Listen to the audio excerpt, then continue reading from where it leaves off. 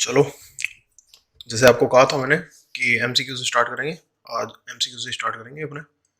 तो ये मैंने पीडीएफ बनाई है एमसीक्यू की। मैं इसको डिस्क्रिप्शन बॉक्स में दे दूंगा। तो कोई टाइम वेस्ट नहीं करेंगे, पहले क्वेश्चन से स्टार्ट करेंगे। 223 क्वेश्चन है। 223 क्वेश्चन को करते जाएंगे। इसमें मैंने इंपॉर्टेंट भी लिखा हुआ है। ठीक है, मैं आपको एक बार ये देखिए, ये वाली है। इसमें इंपॉर्टेंट भी लिखे हुए हैं मैंने, कौन से मुझे लगता है इंपॉर्टेंट। इंपॉर्टेंट इस ऐसे हैं कि जो अपन ने पढ़ा है, ठीक है, बुक से, उसके अलावा कोई ऐसे क्वेश्चन मतलब बुक में नहीं थे, तो वो वाले क्वेश्चन पे इंपॉर्टेंट लगाया मैंने। ठीक है, और या फिर जो समझ नहीं आते आसानी से, जैसे ये वाला क्वेश्चन हो गया इंपॉर्टेंट, ऐसे इंपॉर्टेंट लगा के मैंने 223 के 223 क्वेश्चन कराऊंगा मैं। आपको खुद नहीं करने सारे क्वेश्चन, आपको ये वीडियो देखनी है। ठीक है, ये वीडियो पूरी कर लिया आपने, उसके बाद जो इंपॉर्टेंट वाले क्वेश्चन है वो पेपर में देख के जाने हैं बस। ठीक है, बाकी कुछ भी नहीं देख के जाना। बाकी आपको जो मैं वो लास्ट डे रिवीजन के लिए एक फाइल दूंगा ना, जो कुछ 100 पेज के अराउंड होगी, बस वो पढ़ के जानी है। तो सबसे पहले क्वेश्चन करते हैं। Dash is used by the business entity for keeping records for their monetary and financial accounting, financial transaction. तो वो अकाउंटिंग होती है। ठीक है, और ये तो आपको पता ही होगा। Accounting is the art of recording, classifying, summarising is a significant manner in terms of money transaction events which are in part at least of a financial character, interpreting the results thereof. This definition is given by, किसने दी थी ये? American institute of certified public accountant. ये मैंने जो पढ़ाया था आपको, तभी उसमें भी लिखा होता है। नीचे मैं चेक भी कराऊंगा वो आंसर। अभी देख लेते हैं पहले दो का, ए और सी। सी, ये देखिए सी। Which of the following is attribute of the accounting? Accounting is a social science. It records transaction of qualitative nature. It involves recording, classifying, summarizing. ये ठीक है, सोशल साइंस नहीं होती ना, ये ट्रांजैक्शन ऑफ क्वालिटेटिव नेचर की करती है, क्वांटिटेटिव नेचर की करती है। हर बार ऑल ऑफ द आंसर नहीं होता। ठीक है। Dash is the language of business use to communicate financial other information to different interested parties like creditors.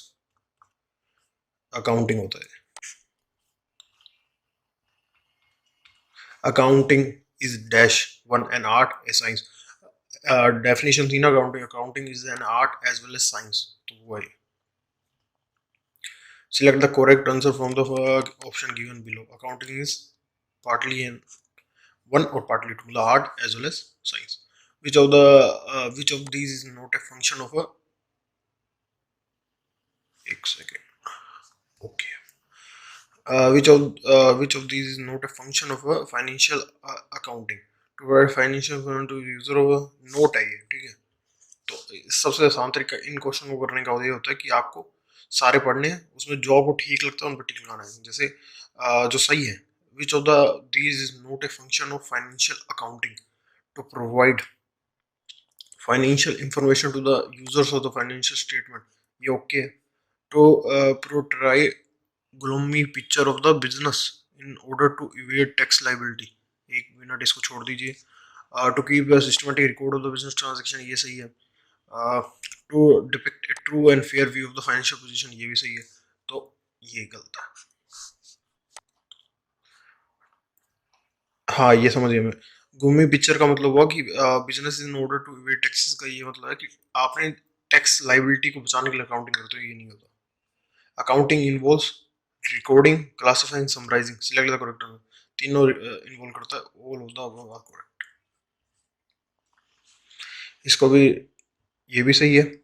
1 और 3 भी सही है, और 1 और 2 भी सही है। तो ये 1 को भी रिकॉर्ड, क्लासिफाइंग भी होती है और समराइजिंग भी होती है। Systematic writing down the transaction events in account books soon after their occurrence is known as. Systematically writing down मतलब रिकॉर्डिंग की बात कर रहे हैं। The transaction events in account book soon after their occurrence is recording. ठीक है। The process of grouping transaction or entries of the same type at one place is known as, ये classifying होता है। ठीक है, मैं लेजर पोस्टिंग की बात कर रहे हैं। Which of the following involves the preparation of report statement from the classified data?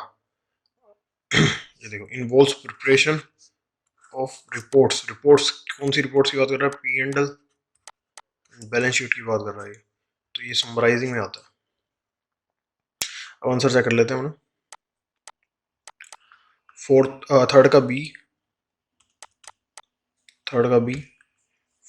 Fourth का, अरे सॉरी,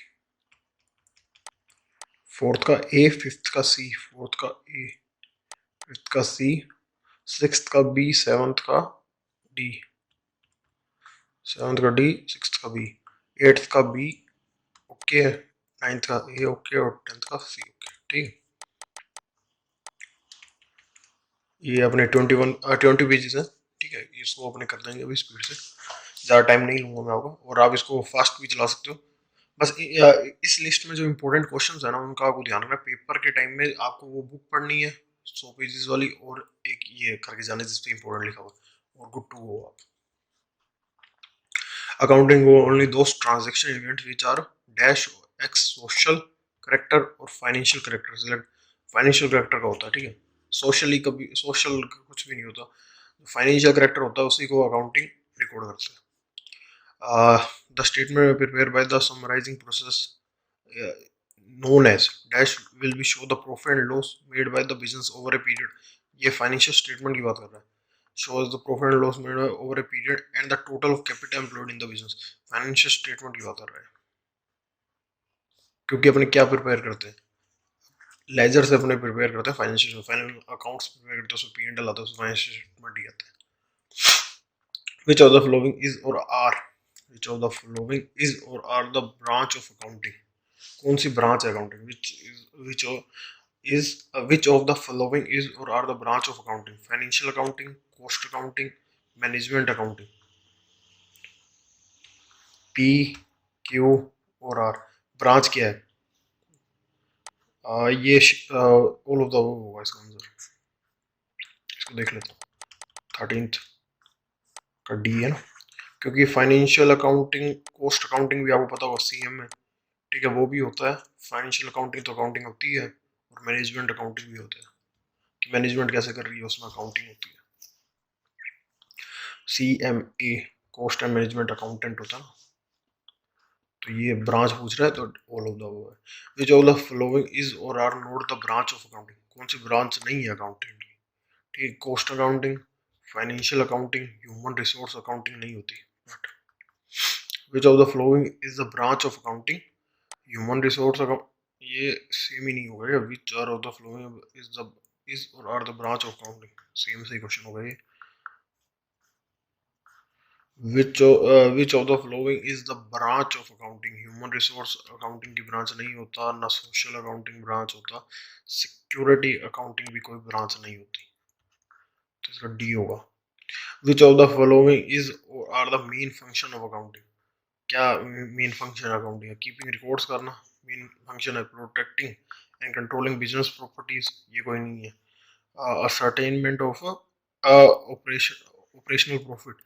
देखिए, जब भी आपको ऐसे लगे ना कि दो ओके लग रहे हैं, ठीक है, तो उसमें हमेशा डी आएगा आंसर, क्योंकि ऐसा तो है नहीं कि ए डी की मतलब ऑल ऑफ द की जगह ये लिखा हुआ है कि A and be all of the above है, तो सी को भी मानने पड़ेगा, तो इसका डी होगा answer.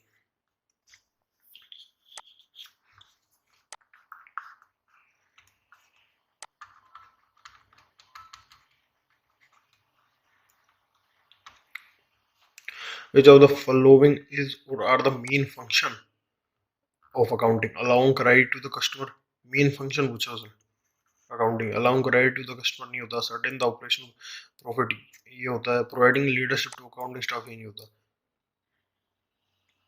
two only। Which of the following is or are the advantage of accounting? Maintenance of legal records, preparation of financial, which advantage क्या है, ठीक है, comparison of result ना correct, ये सारे ही हैं। Maintenance of legal records, preparation of financial statement, advantage की अकाउंटिंग है ना, और कंपैरिजन ऑफ रिजल्ट्स, तो correct answer will be is two only, तो हो नहीं सकता, 1 and 2, maintenance of legal records, comparison of results नहीं होता, ये होगा answer. Which of the following is और are the advantage of accounting? Decision making related to financial aspects, uh, which is of the is are the advantage of accounting. Decision making related to financials, but evidence in legal matters relating to accounting.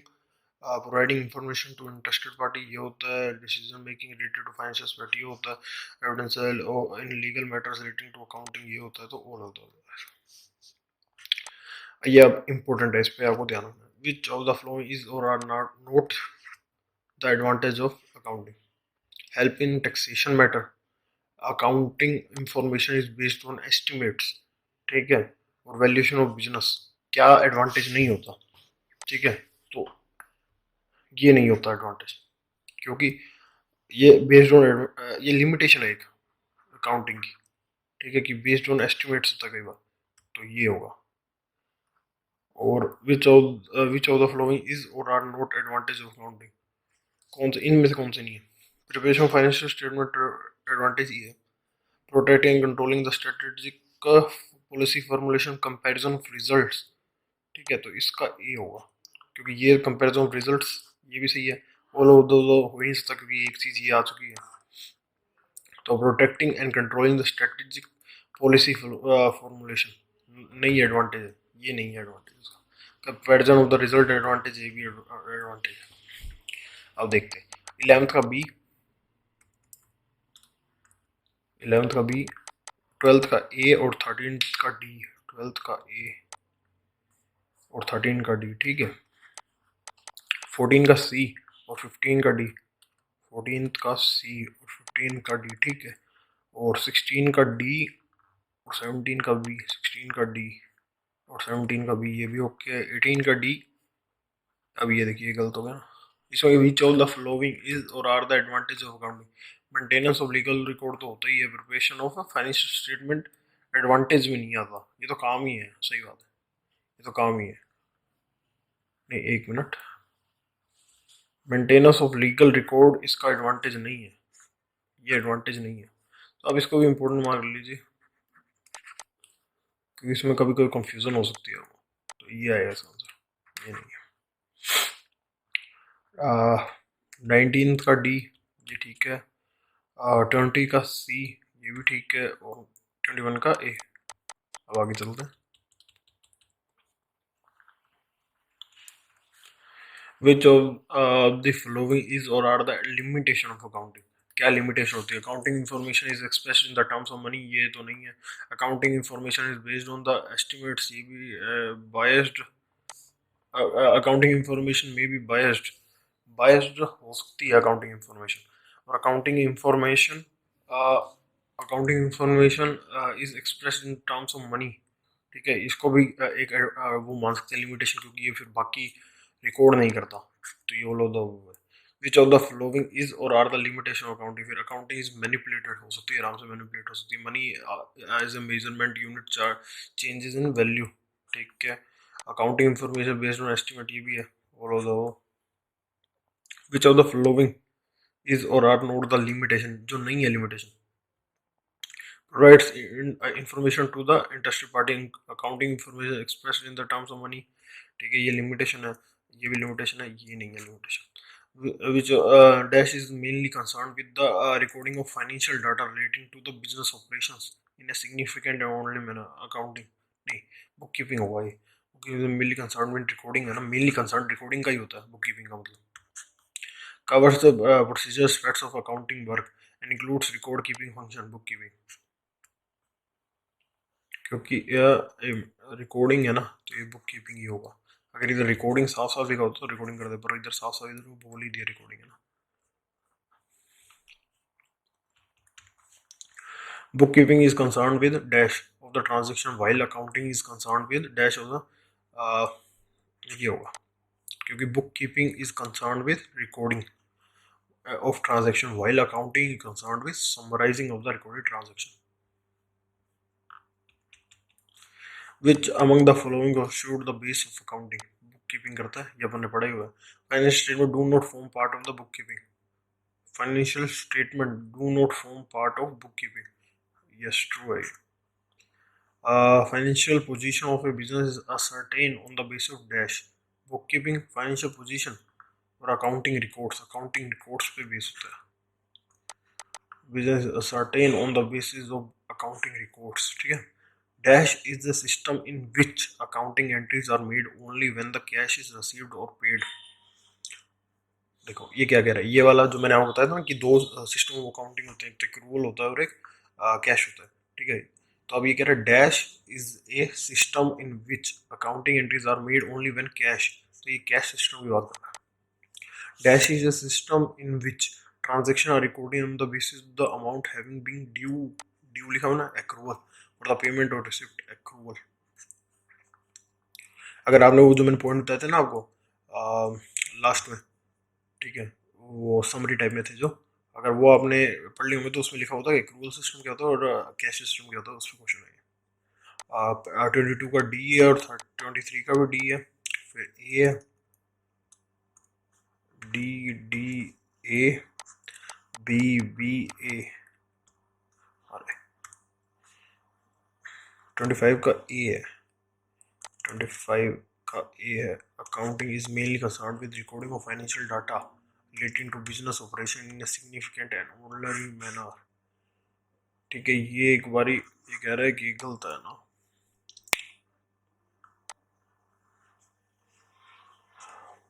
मैं एक बार ये वाला check करूँगा कि book keeping होना चाहिए, पर फिर भी हो सकता है अकाउंटिंग भी हो, क्योंकि ये वाले क्वेश्चंस ना थोड़े से एम्बिग्यूस टाइप में होते हैं. Is mainly concern with recording of financial data relating to the business operation in a significant and ordinary manner. ठीक है, बुक कीपिंग भी रिकॉर्डिंग पे ही है और अकाउंटिंग भी रिकॉर्डिंग पे है, क्योंकि ये इसी का पार्ट है, तो अकाउंटिंग भी हो सकता है. 26 का बी, ठीक है, 27 ए, 28 ए, 29 ए, 30 का बी, 31 का भी बी और 32 का भी ए. ठीक है. Which of the following has no relevance whether the receipts pertains to the previous period or future period? Which of the following has no relevance whether the receipt pertain to previous year or future year? Cash system का, क्योंकि cash system कब record होता है जब cash receive हो जाता है. अब उसका मतलब नहीं है कि ड्यू कब हुआ था, एक्रू कब हुआ था, वो चीज़. Dash is incompatible with the matching principle of the income determination. Dash is incompatible with the matching principle of income determination. Cash system, क्योंकि इसको मतलब नहीं है ना मैचिंग प्रिंसिपल. एक्रूवल को मैचिंग प्रिंसिपल से मतलब होता है. कभी भी क्वेश्चन आ जाए ना कि मैचिंग प्रिंसिपल क्या होता है, तो मैचिंग प्रिंसिपल होता है एक्सपेंस और उसकी मतलब एक की इनकम जो है ना उसका रेलेवेंट एक्सपेंस है ना वो भी उसके डेबिट में रिकॉर्ड होना चाहिए. ठीक है, पर कैश सिस्टम उससे मतलब नहीं होता. They attempt to record the financial effects of the transaction events circumstances of an enterprise in a period in which they occur, rather than recording them in periods in which cash is received and paid by the enterprise. Cash book basis of accounting is attempt to record the financial effects of the transaction events of an enterprise in the period they occur rather than recording them. ठीक है, तो ये accrual की बात कर रहा है कि एक्रूवल सिस्टम है ना वो रिकॉर्ड करता है उस पीरियड में when they occur rather than recording them in the periods in which cash received. ठीक है, cash system of accounting suitable in the flow में where the organization very small. ठीक है, इसी के लिए होता है क्योंकि कैश सिस्टम हमेशा छोटी वाली जो ऑर्गेनाइजेशन होती है वो करती है और एक्रूवल बड़ी ऑर्गेनाइजेशन मतलब नॉर्मली जो अच्छे लेवल की ऑर्गेनाइजेशन होती है वो एक्रूवल करती है. Where the credit transaction almost negligible and collection are certain. तो बोथ ई एंड बी हो गए. इंपॉर्टेंट आ गया एक. Doctor, lawyers, forms of charter accountant और company secretary generally follows the accounting system. ये एक्रूवल फॉलो करती हुई. ठीक है, विच ऑफ द, इसका एक बार देख लेते हैं ना. 37 का बी है, कैश सिस्टम फॉलो करती है इसलिए इम्पोर्टेंट आर्क है. ये वाला फॉलो करती है, कैश सिस्टम फॉलो करती है, जनरली फॉलो करती है. क्योंकि ये देखिए ये पढ़ने से नहीं समझ आएगा. ऐसे कई क्वेश्चन ऐसे होते हैं जो आप चाहे कितने भी पढ़ लीजिए उसको जब तक आप सोल्व नहीं करोगे ना तब तक आप नहीं कर सकते. तो इसको आपको इम्पोर्टेंट आर्क है, ये एक बार पेपर से पहले देख के जरूर जाना है. ठीक है, Which of the following is or are essential feature of accrual basis of revenue is given when cash is received? नहीं. Covers costs are matched against the revenue on the basis of relevant time period to determine the periodic income. Costs are which are not charged to income are carried forward and kept under the continuous review. B होना चाहिए था, पर ये भी लिखा ना, costs which are not charged to income. हाँ, ये costs which are not charged to income are carried forward and kept under the continuous review. इसका बोथ बी एंड सी है, क्योंकि बी तो ये कह रहा है कि मैंने जो मैचिंग कॉन्सेप्ट होता था वो वाला, ठीक है. साथ में ये भी कह रहे हैं which are not charge to income are carry forward, जो इनकम के अगेंस्ट चार्ज नहीं किया गया वो कैरी फॉरवर्ड कर देते हैं. एक्रूड प्रीपेड एक्सपेंसेस हो गए या फिर अपने आउटस्टैंडिंग एक्सपेंसेस हो गए. एक और इम्पोर्टेंट आ गया, which of the following is और are the essential feature of accrual basis of accounting. Revenue is required only when the cash is received. नहीं है, सेम ये गलती इधर नहीं है.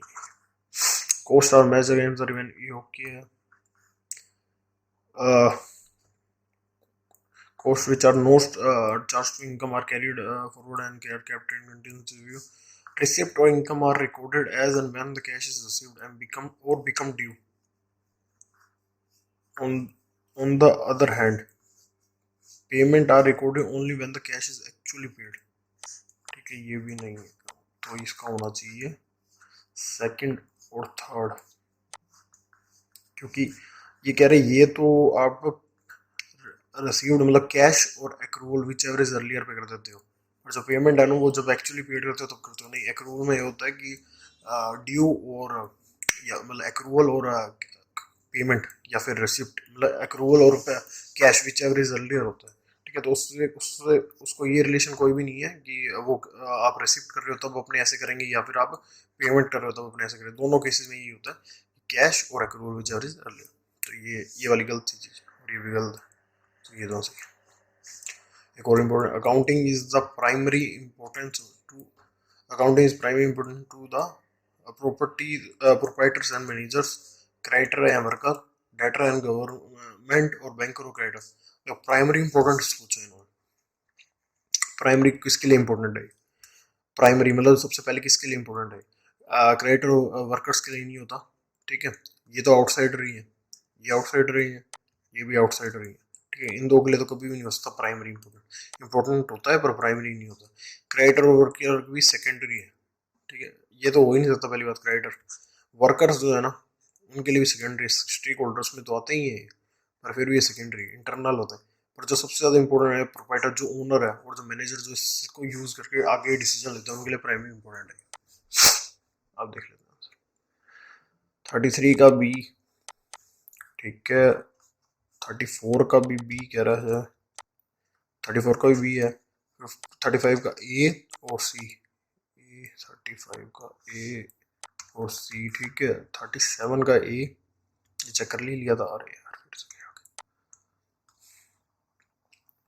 37 अपने चेक कर लिया. 38 देखते हैं, 38 का डी. ठीक है, 39 का डी ओके, और 40 का ये भी ओके. पर फिर भी ये इम्पोर्टेंट लगा है, एक बार देख के जरूर जाना. इसमें भी आपको गलती हो सकती है, वैसे नीचे वाले पढ़ लिए तो एक ही बात है, पर फिर भी ये देख लेना.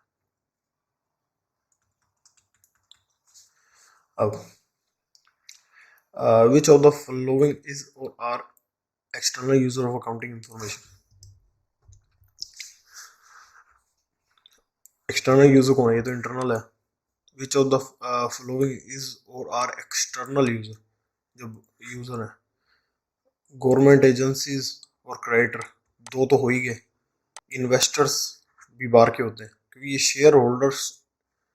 ठीक है, ये जब बन जाता है तब होते हैं, पर इसने साथ में स्लैश कर इन्वेस्टर्स लिख दिया तो ये बाहर के बंदे हैं. क्रेडिटर होते ही बाहर के हैं और गवर्नमेंट एजेंसी भी बाहर की है. दो लोग जब आपको कंफ्यूजन हो जाए कि एक में यार ये गड़बड़ लग रही है कि ये शायद तक होगा इंटरनल, तो इसको छोड़ दो, बाकी दो को देखो. और वो दो बार के और वो लोग अब है और कंफर्म है ये दोनों बाहर के हैं, मतलब ये दोनों सही है आंसर, तो हमेशा वो दो दो करना.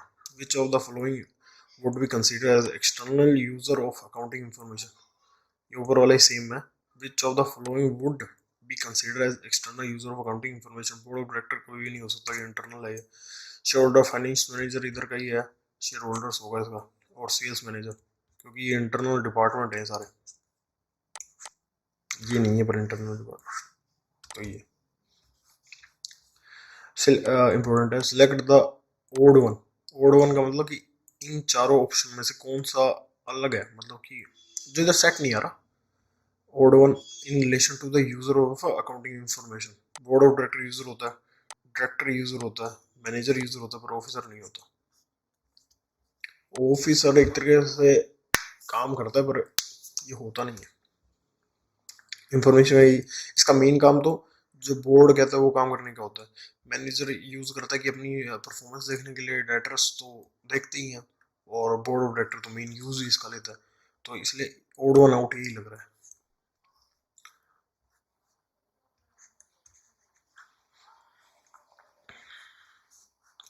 ये आंसर है इसका, और इसका आंसर ये है. मैं ज़्यादा वो कचरा वचरा मार रहा हूँ. Regulatory agency interested as user of accounting information includes. ठीक है, रेगुलेटरी एजेंसीज. ठीक है, कौन कौन सी? एनसीएलटी आपको पता ही है. ठीक है, जो कंपनी बोर्ड ऑफ इंडिया है, वो बाद में उसको इन्होंने वो कर दिया था, चेंज करके इसको एनसीएलटी बन गया था. वेरियस गवर्नमेंट डिपार्टमेंट्स हो गया, और रजिस्ट्रार आरओसी भी है. ठीक है, आरओसी भी यूज लेता है, एनसीएलटी भी यूज लेता है. आपने पढ़ाई वेल हो में. ठीक है, तो ये दो तो है ही पक्का पक्का. गवर्नमेंट डिपार्टमेंट भी होता है, तो ये आंसर. ठीक है. Which of the following is characteristic of accounting information. Characteristic क्या होता है? Relevance, reliability. इधर आर आना था क्या? अच्छा, इधर शिफ्ट हो गया, इधर लिख लो are. Which of the following is the characteristic of accounting information? Relevance, reliability, और comparability. All of the above चीज़, क्योंकि comparability भी आती है इससे. Relevance तो accounting information का है ही, और reliability भी है. Which of the following is not the characteristic of accounting information? Understandability, relevance, future transaction और completeness. ये तो है, ये भी है, और completeness है, ये तो future transactions है ऐसा. और इसका एक ही लगाया. ठीक है. Which of the following is or are can be treated as a role of accountant? Innovation and environment scanning, advisory role in taxation हो सकता है, पर्सनल मैनेजमेंट तो होता नहीं है. इनोवेशन एनवायरनमेंट स्कैनिंग भी नहीं होता अकाउंटेंट का रोल. पर अगर ये उस तरीके से ले रहा है तो एक बार इसको तो पेंडिंग छोड़ो. वैसे तो यही होना चाहिए आंसर, क्योंकि role advisory role in taxation ही होता है इसका mainly important. Which of the following is or are cannot be treated as a role of accountant? Strategy, formulation, internal audit, statutory audit और maintenance of books of account. ये होता है statutory audit भी करता है accountant, internal audit भी करता है, पर ये नहीं करता strategy formulation नहीं करता, वो तो top management करती है. तो ये होगा. Which of the following is or are can be treated as a role of accountant? Maintenance of books of account, ये तो होता है. टैक्सेशन सर्विस भी होता है, और इन्वेस्टिगेशन ऑफ अकाउंट्स है. किसी और से ही होते तो नहीं होते, पर अकाउंट्स से रिलेशन में होता है. यही है. ऑल ऑफ दम इंपॉर्टेंट है ये दोनों. Dash refers to the specific accounting principle. The methods of applying those principles are adopted by the enterprise in the preparation and presentation of financial statement. Dash refers to the specific accounting principles. ठीक है, ये refers to accounting principles and method of applying those principles adopted by the enterprises in the preparation of financial accounting policies की बात कर रही है. ठीक है, accounting policies refers to the accounting principles होते हैं.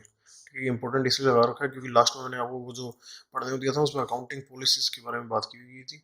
And the methods of applying those principles adopted by the enterprises in the preparation and presentation. कोई भी चीज़ प्रिपेयर करते हैं, प्रेजेंट करते हैं ना, प्रेजेंटेशन फाइनेंस स्टेटमेंट, तो उसके लिए अकाउंटिंग पॉलिसीज जो फॉलो की होती है. अकाउंटिंग पॉलिसीज में क्या आता है? अकाउंटिंग पॉलिसीज में ये आता है कि आप कैसे कोई ट्रांजेक्शन रिकॉर्ड कर रहे हो, वो आता है. आपने कौन सी अकाउंटिंग पॉलिसी है, एनआरवी है, कॉस्ट होगी, ये अकाउंटिंग पॉलिसीज ही है सारी। Accounting policy followed by the organisation can be change every year, नहीं कभी भी नहीं हो सकती एवरी ईयर, ठीक है। Can be change after 5 year, ऐसा कोई रूल नहीं है। Should be constantly followed from year two year basis, ठीक है। ये हमेशा ईयर टू ईयर बेसिस पे फॉलो होती है। कभी चेंज करनी पड़ जाए तो उसका देना पड़ता है कि ये चेंज इसलिए हो रही है कि बेटर प्रेजेंटेशन के लिए हो रही है, ठीक है। ऐसा नहीं होता कि आप कभी भी चेंज कर सकते हो। When a change in accounting policy is justified to comply with the accounting standards AS की बात कर रहा है। अगर AS बोलता है कि आपको चेंज करनी है अकाउंटिंग पॉलिसी तो आपको करनी पड़ेगी। कोई अकाउंटिंग स्टैंडर्ड है वो कहता है कि ये चेंज करनी है आपको अकाउंटिंग पॉलिसी, ये फॉलो करोगे उसे तो आप कर सकते हो, क्योंकि वो एक तरीके लो कह रहा है। मोर अप्रोप्रिएट प्रेजेंटेशन और फाइनेंशियल स्टेटमेंट, जो मैंने ऊपर बताया कि अच्छी प्रेजेंटेशन के लिए करेगा तो to comply with the law, ठीक है, अकाउंटिंग स्टैंडर्ड, और to ensure the more appropriate presentation financial statement of the enterprise. तो ये तीनों ही सही है, तो ये होगा। अब इसका आंसर देख लेते हैं, D B C, D B C, D B. अब ये देखिए ये आएगा इसका ओड वन आउट, ये था इसलिए मैंने इंपॉर्टेंट लगा रखा है, ये कभी कभी कंफ्यूज होता है।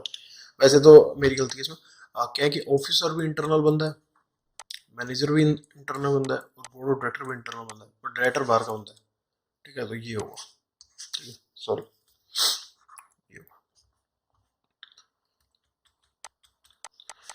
और डी डी सी ये है 44 से लेके डी डी सी, ठीक है। फिर है 47 ना, 47 सी ए डी, 47 का सी ए और डी। फिर है 50 का B one, B B D ना, बी और डी, ओके। अब आ गया 53, 6 पेजेस पे आ गए अपने, 230 क्वेश्चन है, ठीक है।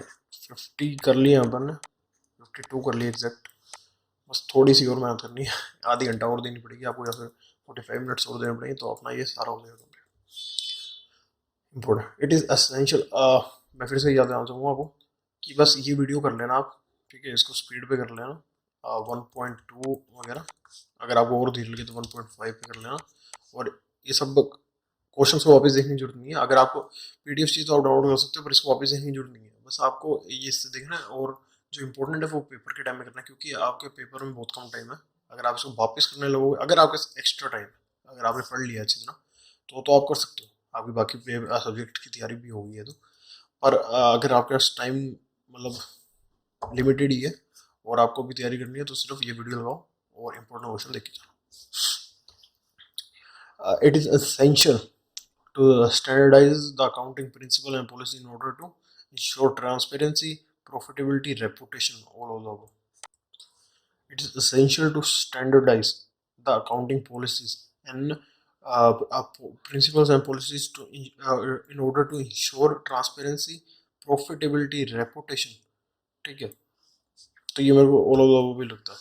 A specific accounting policy refers to method of applying those principles, और principles होता ही है, तो C होगा इसका A and B।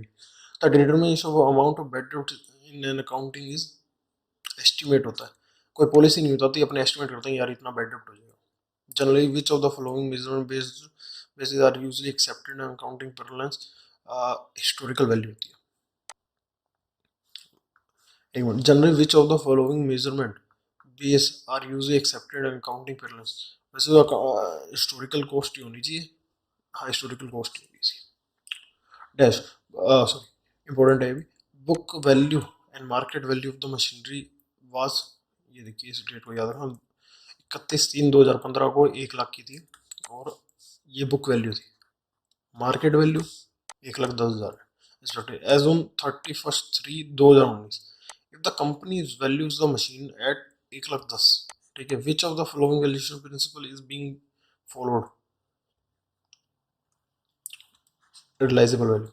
अब मैं बताता हूँ क्या क्या होता है।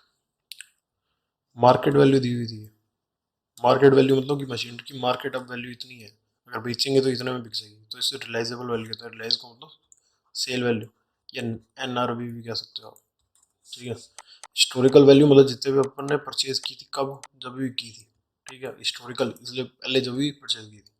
प्रेजेंट वैल्यू मतलब PV ऑफ इनफ्लोज कह सकते हो आप इसको, या फिर आउटफ्लो, सही, आउटफ्लो कहोगे इसको। जितने भी आउटफ्लो करते गए तो उसका PV कर दिया, तो वो इसकी आज प्रेजेंट वैल्यू ही है। और रिलाइजेबल वैल्यू जो बेची, और करंट कॉस्ट की मतलब आज खरीदेंगे तो क्या कॉस्ट लगी, ठीक है। तो इसमें ये नहीं होता है कि आज की कॉस्ट क्या है। इसमें अगर ऐसे लिखा होता कि ये मशीन की परचेज करने की कॉस्ट इतनी है, तो ये करंट करंट कॉस्ट होगी। पर ये नहीं, इसने बोला कि बुक वैल्यू ये है और मार्केट वैल्यू ये है, मतलब कि बुक में तो इतनी वैल्यू पे चल रही है, और बेच और मार्केट में उस जो मशीनरी अपने बुक वैल्यू में जितनी भी चल रही है, उसकी उस मशीनरी की मार्केट में कितनी वैल्यू है वो, तो वो रिलाइजेबल वैल्यू होती है। तो इसका आंसर ये है। अब ये क्वेश्चन है, ये अब डिफरेंट क्वेश्चन है पूरा। On the basis of the following information answer next 4 questions, ठीक है, ऐसे भी आएंगे बस। ये 4 क्वेश्चंस के लिए ये वाला है। Mohan purchase a machinery amounting 10,000, ठीक है, एक सेकंड इसको उठा लेता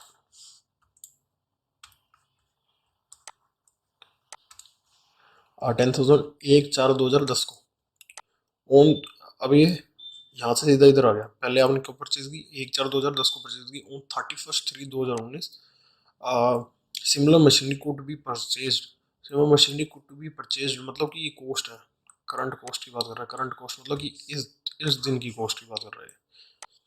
cost of machinery should be purchase at 20,000, could be purchase at purchase for 20,000, but the realisable value मतलब NRV और मशीन परचेज ऑन मतलब इस दिन जो परचेज हुई उसकी वाज एस्टिमेटेड 15,000।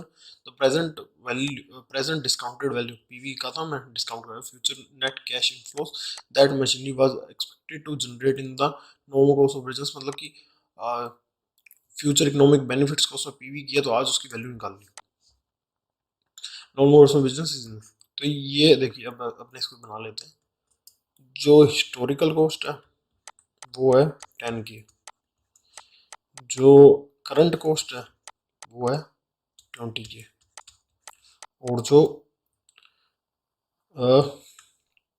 रिलाइजेबल वैल्यू है RV वो है 15 की, और जो PV है वो है 12 की। अब देखते हैं क्या पूछा। करंट कॉस्ट क्या है, करंट कॉस्ट 20 की। प्रेजेंट वैल्यू क्या है, प्रेजेंट वैल्यू ये तो RV है, प्रेजेंट वैल्यू 12 की। हिस्टोरिकल कॉस्ट 10 की, और रिलाइजेबल वैल्यू ये 15 की। ये ले आंसर।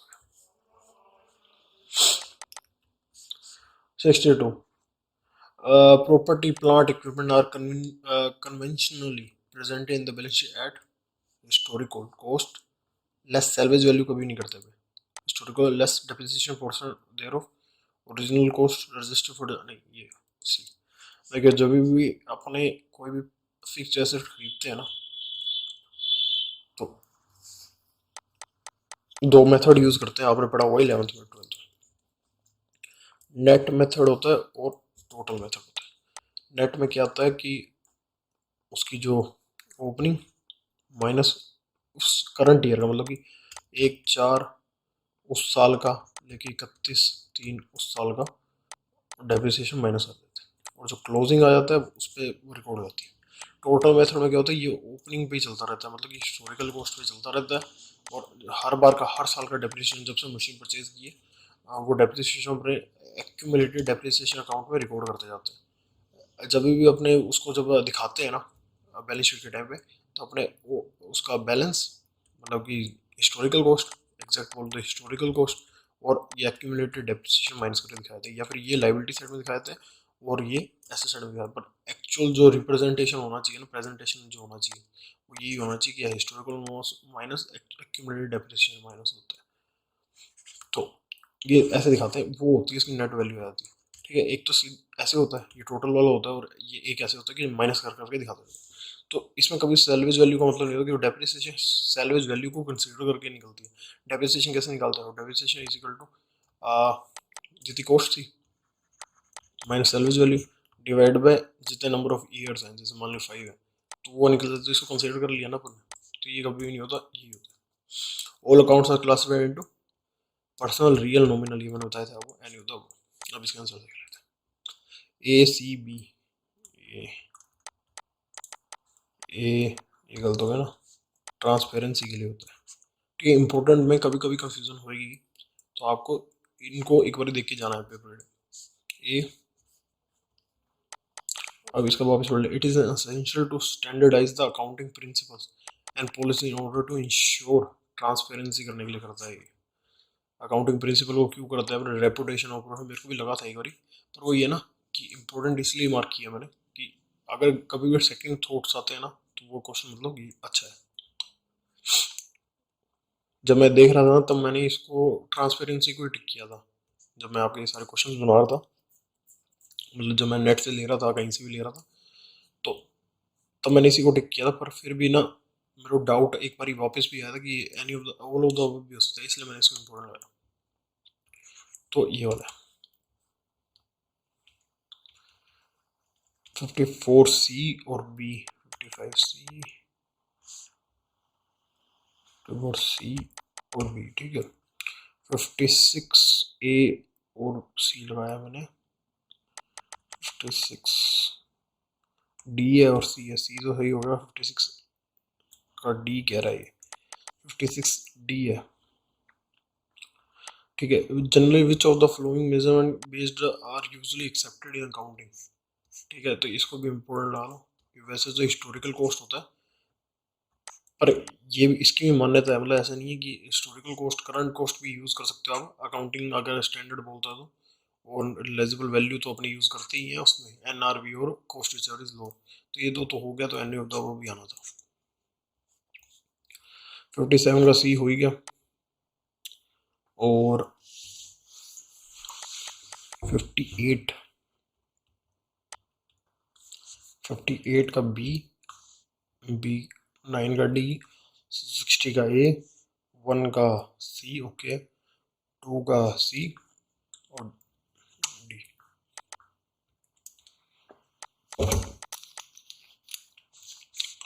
चलो आगे, अब 64th क्वेश्चन पे आ गया हमने। accounts recording transaction with a person or group of person are known as personal account। Person से रिलेटेड मैंने आपको बताया था। इन पर्सनल अकाउंट, देखो इन पर्सनल अकाउंट है ना, उसके ये दो टाइप्स, मतलब ये सब डिवाइडेड है। इन पर्सनल अकाउंट में ये रियल और नॉमिनल होता है, पर्सनल अकाउंट होता है, ठीक है। तो पर ये कह रहा है कि पर्सन और ग्रुप ऑफ पर्सन से रिलेटेड है, तो पर्सन आता है। Personal account are the following type, natural, real, representative, artificial, legal, nominal, nominal, natural, artificial, representative, ये तो होती हैं दोनों, any of the. An account recording transaction with an individual human being is termed as natural human, natural person account, ये normal question था, मतलब कि थोड़ा सा कॉमन सेंस आएंगे। तो accounts relating to A property asset are known as real account. An account recording,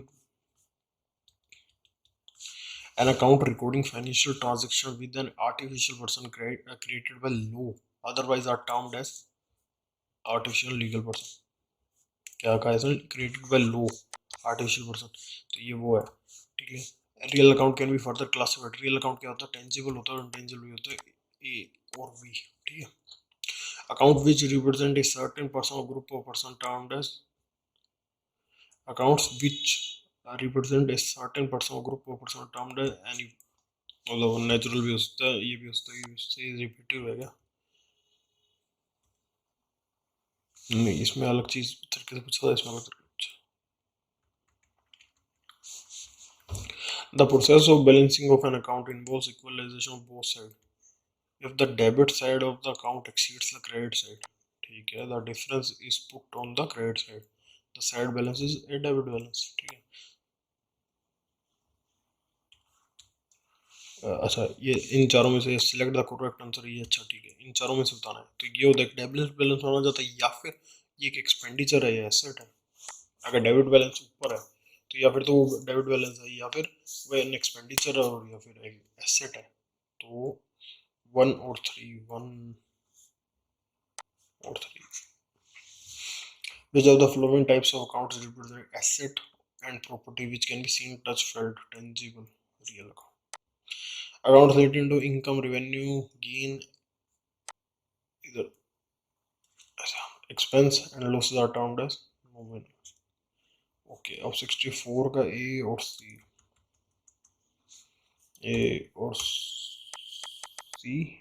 personal account are the following types.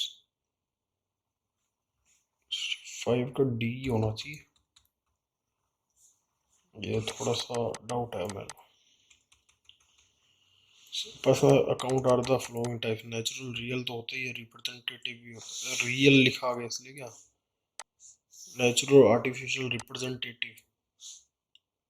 Natural real नहीं होता ना. हाँ ठीक है, ये गलत है.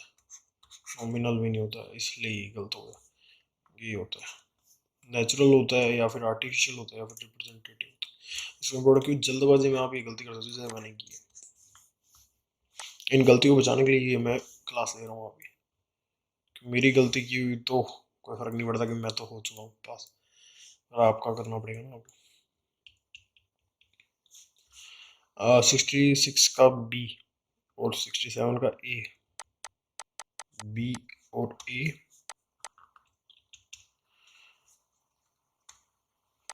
68 का ए और 69 का सी. 68 का ए, 69 का सी, 70 का accounts which represent a certain person or group of person are termed as artificial legal. एक मिनट, ये मैंने गलत किया, मैंने फिर से जल्दबाजी. अकाउंट्स विच रिप्रेजेंट का है ना, रिप्रेजेंट ए सर्टेन पर्सन और ग्रुप ऑफ पर्सन. ये रिप्रेजेंटेटिव पर्सनल अकाउंट होता है. मैंने बताया था रिप्रेजेंट करते हैं तो पर्सनल अकाउंट में आता है, वो रिप्रेजेंटेटिव पर्सनल अकाउंट होता है. तो सी आएगा. ये तो मिस्टेक है, ये सीरी मिस्टेक थी. ये मिस्टेक्स आपको नहीं करनी. पेपर आराम से सोचना, काफ़ी टाइम है, 3 घंटे होंगे आपके, 100 क्वेश्चन होंगे. जिन क्वेश्चन को टाइम देना चाहिए उनको टाइम देना. फिर भी ट्राई करना कि लास्ट 20 मिनट बचा पाओ कि आप वापस उनको देख सको एक बार. जिनमें आपको डाउट है उस पर गोला मार लेना कि लास्ट में आप देख पाओ. 71 का सी, 72 का ए, 73 का सी. इसको थोड़ा सा मैंने गलत कर दिया. रिप्रेजेंट कहता है ना, accounts which represent a certain person. ठीक है, किसी पर्सन को रिप्रेजेंट कर रहा है तो वो किस में आएगा, वो एक तरीके से रिप्रेजेंटेटिव अकाउंट में आएगा ना. मैंने any of the dash accounts represent asset and dash property cannot be seen. Dash account represent asset, तो intangible होता है ना. represent asset and dash properties which tangible real account represent asset and properties which cannot be seen, touched, felt, but can be measured in terms of money. Intangible ही आ गए. The rule of nominal account is debit the receiver, credit the giver, debit all expenses और credit all incomes. ठीक है, 3 rules थे. Debit the receiver, credit the giver, ये होता था उसके लिए, पर्सनल के लिए. डेबिट व्हाट कम्स इन, ये रियल के लिए होता था और ये nominal.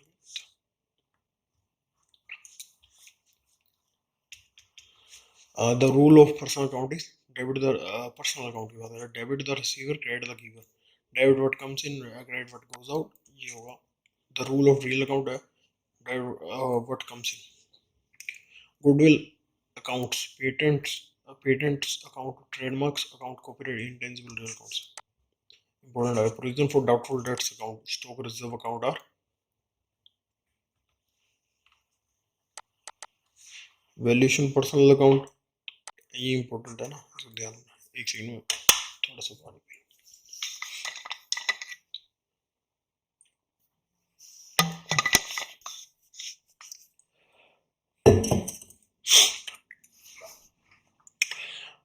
Important. Provision for doubtful debts account, stock reserve account, etc. are valuation personal account, artificial और legal personal account. ये तो नहीं हो सकता. टेंजिबल रियल अकाउंट, टेंजिबल नहीं हो सकता क्योंकि कोई चीज़ फेल्ट नहीं हो सकती इसमें. डाउटफुल है और स्टॉक रिजर्व अकाउंट. नॉमिनल भी नहीं हो सकता, तो यही है valuation personal account. Trading account is a nominal account, क्योंकि ये eight the end of the period आप इसको ट्रेडिंग अकाउंट में ट्रांसफर कर देते हैं।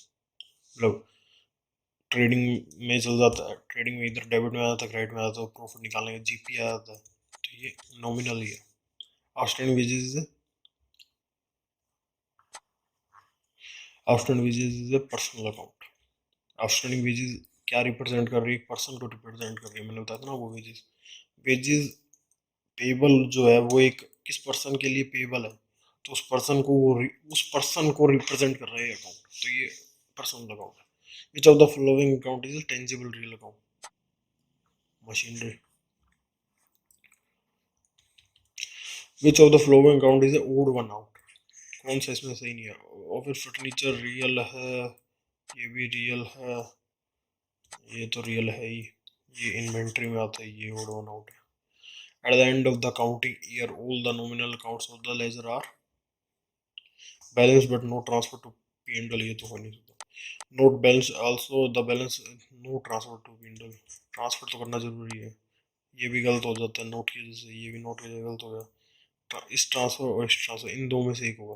बैलेंस करते हैं और the balance is transfer to not balanced and their and balance नहीं करते और their balance is transfer and their balance is transfer to profit loss account, क्योंकि बैलेंस नहीं करते इनको, कभी नहीं करते। बैलेंस उन अकाउंट्स करते हैं जिसका डेबिट बैलेंस दिखाना हो, डी है ना इसका। नॉमिनल अकाउंट को भी बैलेंस नहीं करते। जो बाकी पर्सनल अकाउंट्स और रियल अकाउंट होते हैं उनको बैलेंस करते हैं, उनका जो बैलेंस रह जाता है वो अपने बैलेंस शीट के अंदर रिप्रेजेंट करते हैं। इसका नहीं करते, इसका बैलेंस नहीं करते। इसका जो आया है ना, जो रह गया, डिफरेंस रह गया, वो अपने P&L में चल जाता है, सीधा ट्रांसफर करते हैं। उसमें क्या होता है? बैलेंसिंग फिगर देखिए क्या होता है, मैं वो दिखाता हूँ। अब क्या है कि ये नॉमिनल अकाउंट है, तो इसमें ये लिखते गए और जो डिफरेंस आया, वो अपने ट्रांसफर कर देते हैं, या फिर तो ट्रेडिंग में या फिर P&L। ठीक है, पर यही अगर नॉमिनल, यही अगर पर्सनल और रियल है, मान लीजिए रियल है, तो आया आया मतलब कुछ खरीदा वगैरह, सेल किया, डेप्रिसिएशन वगैरह, जो इन दोनों में से डिफरेंस जहाँ पे भी आएगा ना, अगर डिफरेंस जहाँ पे भी आएगा, डिफरेंस यहीं पे आएगा। डिफरेंस आया ना, तो ये बैलेंस है, बैलेंस सीडी कहते हैं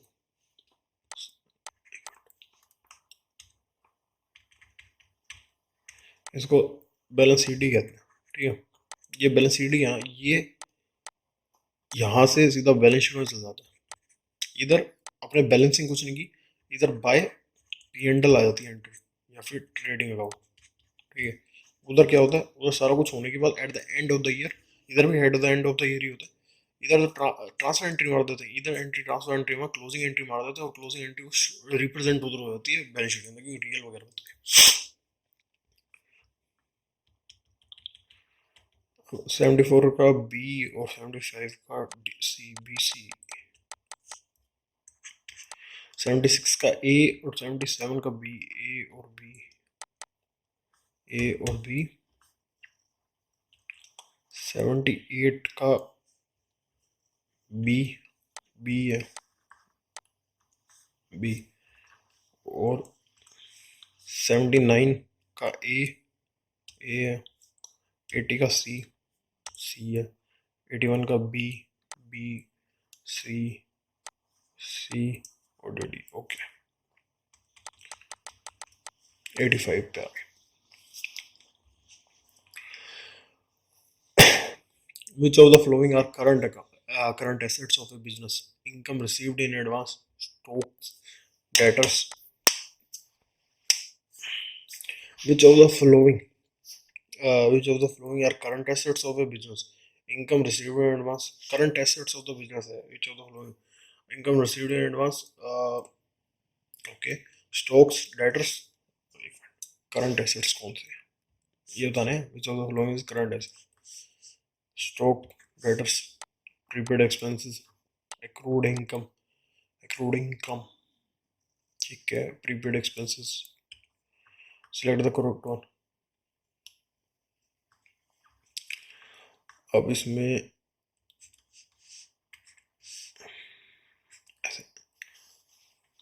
second and third, first second third, जो करंट एसेट तो स्टॉक और डेटर्स होते हैं। अब ये 2 3 2 3 ये तो पक्की है, और 4 और ये 5, पर 1 को नहीं इंक्लूड किया ना, तो ये होगा आंसर। क्योंकि अगर इन्होंने इसको इंक्लूड किया है ना, तो फिर ये भी इंक्लूड हो जाएंगे, क्योंकि ये एक ही चीज़ है, ये तीनों एक ही चीज़ है। पर अगर इन्होंने इसमें जैसे इंक्लूड नहीं किया, मतलब कि ये कंफ्यूज करने के लिए दिए हुए ऐसे ऑप्शंस, ये होगा फिर इसका मतलब। आपको ऐसे ही निकालने पड़ेंगे कई आंसर्स, क्योंकि कभी कभी दिमाग चल भी नहीं सकता, हर टाइम दिमाग चले ये जरूरी नहीं है। पेपर क्या होता है आपका थोड़ा सा स्किप हो जाए कोई दिमाग से चीज़, तो आपको ऐसे निकालने पड़ेंगे, ये स्मार्ट से क्या निकालना। There are dash system of keeping record, single entry तो होता ही है और डबल एंट्री सिस्टम भी होता है। इसमें क्या लिखा हो, सिंगल एंट्री, सिंगल अकाउंट नहीं होता, सिंगल एंट्री और डबल एंट्री सही है, डुप्लीकेट नहीं होता। This system of account recognize the fact that every transaction two experts record both the, ठीक है, ये तो डबल एंट्री बोलता है अपने को। डबल एंट्री से book keeping every, double entry system of bookkeeping every business transaction affects two accounts with equal but opposite effect, the same account on two different dates, नहीं नहीं नहीं गलत, two side of the same account, नहीं नहीं नहीं, yes, as per the provision of the company must maintain their accounts under double entry system, single entry चलता ही नहीं company act में। तो कंपनी एक्ट से ये और कहता है कि एक्रूवल सिस्टम फॉलो करना है। Which of the following is or are the merit of double entry system? It keeps a complete record of the business transaction. ये कोई merit तो नहीं था। It provides a check of the arithmetical accuracy. ये है the detailed profit and loss account can be prepared to show the profit and or the loss suffered during any of the given period. All of the above. To provides a check on the arithmetical accuracy, वैसे तो ये होना चाहिए। इन दोनों में confusion है, क्योंकि detail of the profit and loss account can be prepare to show profit earn, ये तो अकाउंटिंग का है अकाउंट। देखते हैं आगे। Which of the following accounting vision is correct, asset plus capital, liability नहीं, कभी नहीं, ये भी नहीं हो सकता, ये माइनस होता तो होता, नील क्यों लिखा हुआ है,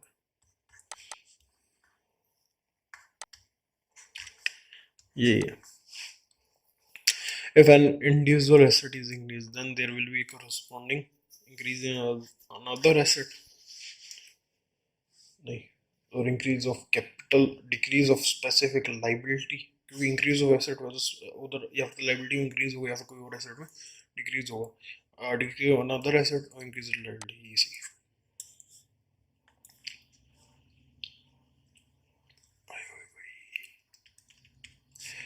Which of the following equation is correct? Capital plus liability is fixed asset, ये ओके, माइनस करंट फिक्स्ड, ये भी सही है, ये भी सही है, क्योंकि एसेट लिखा हुआ है तो मतलब टोटल एसेट्स हो गया, बोलो तो। Which of the following statement represent the accounting equation? Manufacturing account. Which of the following statement represent accounting equation? Balance sheet करती है represent. Difference between the assets and outside liabilities. Difference between assets और liability capital. अब देख लेते हैं 85 का D.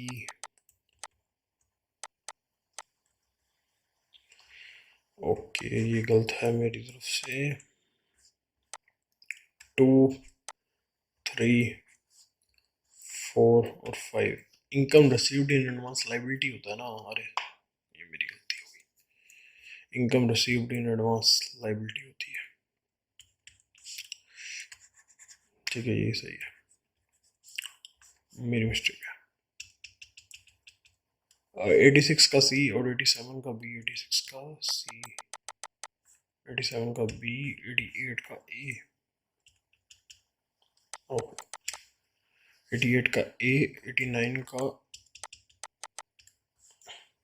सी, 90 का D, 91 का डी, 92 का बी, 3 का डी, 4 का सी और 5 का बी। बस ये गलती ये रह गई मेरी इसमें कि income received in advance liability होती है, ये लाइबिलिटी साइड में शो होता है हमेशा।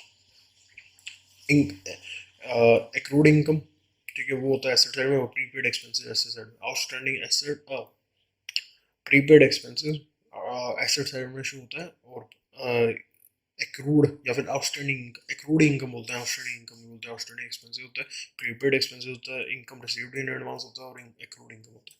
तो एक्रूड इनकम और प्रीपेड एक्सपेंसेस होता है एसेट साइड में शो, 11th में पढ़ा हुआ है वो। और इनकम रिसीव्ड इन एडवांस और आउटस्टैंडिंग एक्सपेंसेस शो होता है लायबिलिटी साइड में। ये तो ही मेरी थोड़ी सी गलती रही। Okay, a businessman purchased goods for 25 lakhs and sold 80% of such goods during the accounting year ended on 31st March 2019. The market value of the remaining goods was 4 lakh. ठीक है, 25 लाख के थे, उसमें से 80% इन्होंने बेच दिए during the accounting year. The market value of the accounting good remaining goods was, मतलब कि मार्केट वैल्यू बता रहा है, मतलब NRV, रिलाइजेबल वैल्यू भी कह सकते हो, उसको आरवी भी कह सकते हो। ये 4 लाख कह रहे हैं। He valued the closing stock at cost, he valued the concept of, ठीक है, कौन सा कॉन्सेप्ट इसने वैल्यूड किया, ठीक है। तो अब हमें क्या देखना है कि कितना था। अगर कैलकुलेटर पे करें, 25 लाख में से अगर 80% हटा दें तो 5 लाख रहेगा, 5 लाख। और ये कॉस्ट थी, 25 लाख की कॉस्ट पे खरीदा था, 80% बेच दिया, तो कॉस्ट कितने कॉस्ट के रहेंगे, 5 लाख के रहेंगे। और 4 लाख की NRV थी, विच एवरेज लोअर। अकाउंटिंग स्टैंडर्ड ये करता है, पर कंजर्वेटिज्म होता है ना ये वाला, ठीक है, इसको ऐसा वॉयलेट किया क्योंकि वो कहता है कि जो एस्टिमेट है ना, जो मतलब अपने को उम्मीद है मिलने की, मान लीजिए कि इन्वेंट्री की अपने को उम्मीद है 4 लाख रुपए मिलने की, तो आपको उस पर रिकॉर्ड करना है, कंजर्वेटिज्म कहते हैं वो, ठीक है। तो उसको वॉयलेट किया, इंपॉर्टेंट बिल रखा मैंने, क्योंकि ये आप अगर उसको पढ़ते भी ना बुक को, तो इसमें था नहीं ऐसा कुछ। तो ये वाला important accounting, according to which concept the owner of enterprise pays the interest on drawings। एक minute, according to which concept the owner of the enterprise pays interest on drawings। अब देखिए, कैपिटल होता है, उस पर आपको इंटरेस्ट देना पड़ता है, मतलब पार्टनरशिप फॉर्म या फिर पार्टनरशिप फॉर्म होती है, वो इंटरेस्ट देती है अपने पार्टनर्स को, इंटरेस्ट ऑन कैपिटल पड़ा हुआ है, वो इंटरेस्ट ऑन ड्राइंग्स भी चार्ज करती है। वो क्यों चार्ज करती है, क्योंकि वो कंजर्वेटिज्म को फॉलो करने को कहती है, कि अगर आपने कैपिटल पे इंटरेस्ट चार्ज किया ना, मतलब इंटरेस्ट दिया है सामने वाले को, तो आप उसने जब ड्राइंग की है ना, तो उसका इक्वली आप इस पे भी चार्ज करोगे, तो इसलिए इसका कंजर्वेटिज्म का ही होता है। इन दोनों को आप देख के चल जाओ। Mister Ashok buys clothing of, cloth of लिखना चाहिए था, but mister Ashok buys cloth of 50K paying cash of 20K, which amount expense are as per the accrued concept। Mister Ashok buy clothing of 50,000, paying cash of 20,000, मतलब 30,000 के अभी भी उसके पास क्या बोलते हैं क्रेडिटर खड़े हैं। What is the amount of expense, expense क्या होगा, एक्सपेंस 50,000 का ही होगा, परचेज अकाउंट में तो 50,000 ही आएंगे। Capital is 1 lakh, outstanding liability 250, total asset कितना होगा 350, एसेट और लायबिलिटी को प्लस कर दो। फिर एसेट है 5,50,000 के, ठीक है, 5,50,000 के। करंट एसेट है 2,25,000 के, ठीक है। करंट लायबिलिटी 1 लाख, 1.5 लाख की, और बैंक लोन है, तो कैपिटल कितना होगा, इसमें माइनस कर दो, 1.5 लाख और 70, अभी कर ली 50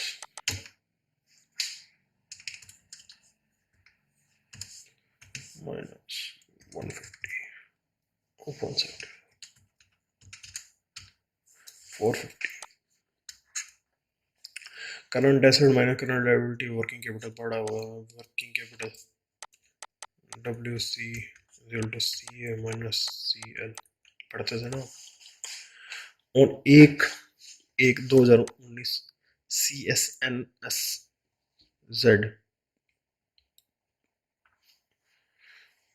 पेड रेंट, इसको छोड़ दो, नाम है कोई, ठीक है, इससे कोई रिलेशन नहीं है। ऑन एक एक 2019 पेड रेंट ऑफ 25,000, ठीक है, for Z professional academy, this can be classified as an, अच्छा, और एक एक 2019 अपन ने रेंट पे किया था 25,000, ठीक है, तो वो क्या क्लासिफाइड क्या होगा, वो एक ट्रांजेक्शन है, एक इवेंट है, या फिर transaction as well as event है, और neither a transaction nor an event है, तो वो एक इवेंट है, इवेंट ही होना चाहिए। Badri Bhandari, sorry, mister Bhandari purchased a car of 50,000, making a down payment of 10,000, signing a 40,000 bill payable due in 60 days. As a result of this transaction, total asset increased by 40,000, total liability increased by 40,000, ठीक है। अपने क्या क्या main की total asset जो है ना वो 40,000 इंक्रीज हुआ है, total increase by 40,000, total increase by 40,000 with corresponding increase in, ठीक है, ये वाला सारा वो एक बार हर ऑप्शन को वो पढ़ना है, उसी को टिक लगाना है, गड़बड़ हो जाएगा। Accounting policy for inventories of action states that inventory are valued at lower of cost or NRV. Which accounting principle in the following is adopted? Prudence. Prudence है। Accounting policy for inventories of X Limited states that the inventory are valued at lower of cost or NRV. हाँ, तो prudence होता है। On 31st 3/2019, after sale of goods 2,000 rupees के, Neelam is left with the closing inventory at the year end pay after sale of goods 2,000 के, Neelam left with the closing inventory down. This is an, अच्छा, ये पूछ रहा है, तो ये भी एक इवेंट ही है। Provision for doubtful debts, provision for discount on debtors are based on prudence. Estimates, जहाँ पे भी estimate की बात आ जाएगी ना, estimate की बात आ जाएगी, वो prudence है। अब doubtful debts का provision के estimate base पे बनाते कोई वो तो होता नहीं, और discount on debtors भी estimate base पे चलता है, provision बना रहे हैं ना, ऐसा provision 90% estimate के base पे ही होता है। एक्चुअली के हिसाब से बनाओगे तो उसको estimate नहीं मानते, एक्चुअल वैल्यूएशन होता है जो एक्चुअल, पर बाकी जितने प्रोविजन होते हैं वो सारे एस्टिमेट बेस पे होते हैं, तो एस्टिमेट है जहाँ पे नाम आता है वहाँ प्रूडेंस कंसेप्ट आ जाता है। Purpose of accounting system includes all the following except, purpose of accounting system includes purpose of accounting system includes all the following except intercept or record of the effects of the business transaction, classifying the effects of the transaction to facilitate the preparation of reports, summarizing and converting the information to resume, dictate the specific types of business and transactions that the individual may engage in, ये तो नहीं करता, ठीक है। अब अपने check कर लेते हैं 96 का बी, ठीक है, 97 का ए, 98 का सी, 99 का ए, 100 का सी, 101 का ए, फिर 102 का भी ए, 103 का डी, 104 का बी, ए, फिर ए, फिर ए और डी।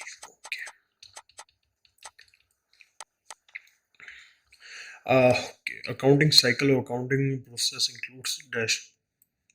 अकाउंटिंग साइकिल अपने पढ़ा था, अकाउंटिंग प्रोसेस भी पढ़ा था, क्या होता था, जनरलाइजिंग समराइजिंग, एक मिनट, अकाउंटिंग साइकिल और accounting process include journalising summarising posting to ledger, recording क्यों लिखा हुआ है, जनरलाइजिंग रिकॉर्डिंग होता है, पोस्टिंग टू लेजर क्लासिफाइंग होता है, final record find the correct method. Okay ठीक है, ये करेक्ट नहीं है, कैसे करेक्ट होगा, ये तो रिकॉर्डिंग के साथ जुड़ता है, समराइजिंग जुड़ता है अपने फाइनल अकाउंट्स के साथ, और क्लासिफाइंग इसके साथ, तो कोई भी सही नहीं है। Dash includes identifying, recording, classifying and summarising the transaction. Identifying, recording, classifying, summarizing the transaction. Accounting cycle, accounting posting जो होता है वो तो सिर्फ पोस्टिंग हो गया, पोस्टिंग सिर्फ इससे रिलेशन में हो गया, टैली ऑफ अकाउंट्स नहीं होता, अकाउंटिंग साइकिल्स होता है, अकाउंटिंग साइकिल्स में से कुछ होता है। In which order the accounting transaction events are recorded, journal, subsidiary book, ledger, trial balance नहीं, journal general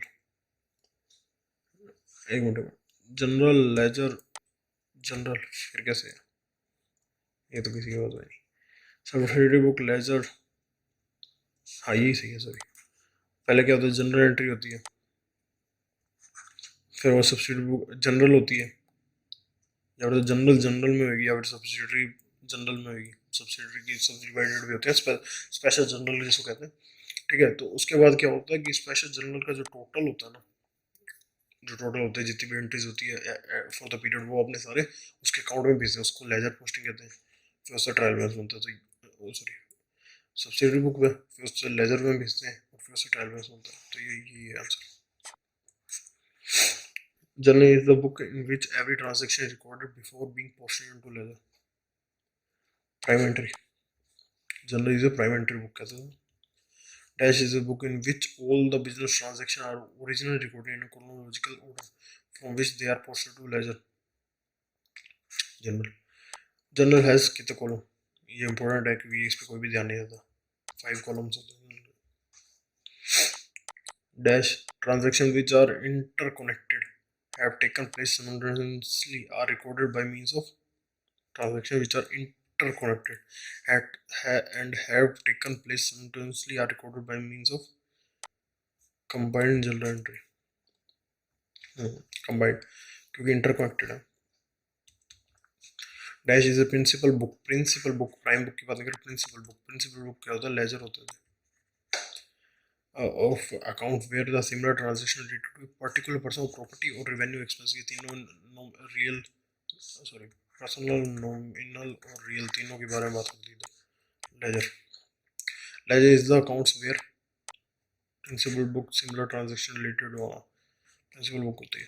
dash is a book of account in which all the types of account relating to asset, liability, capital, expenses and revenue are maintained.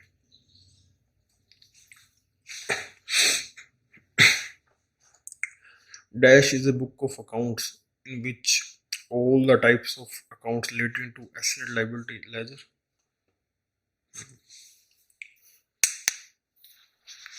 Dash is a book of accounts in which all the types of accounts related to the asset, liability, capital expenses or revenues are maintained. General होगा क्या ये, general होगा क्यों, laser तो एक हर एक account के बारे में बताता है, ये कह रहा है ऑल टाइप्स ऑफ अकाउंट्स, कह रहे हैं all types of accounts, general होगा। The process of recording transaction is the general is termed as, the process of recording transaction in general is termed as journalising. Posting तो ledger का हो गया, balancing laser की balance करके उसको फिर summarising में हो गया। डी और बी, डी और बी 110 का हो गया, ए और ए, ए और ए, फिर बी और बी और बी 112 से बी है, बी बी और बी, फिर ए ए ए ए, फिर बी सी, हाँ इसको काट ही दिया था ना, B C T.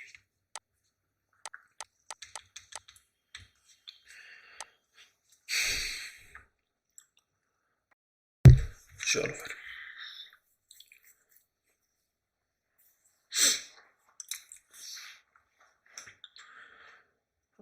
process of recording transaction is ledger is known as posting.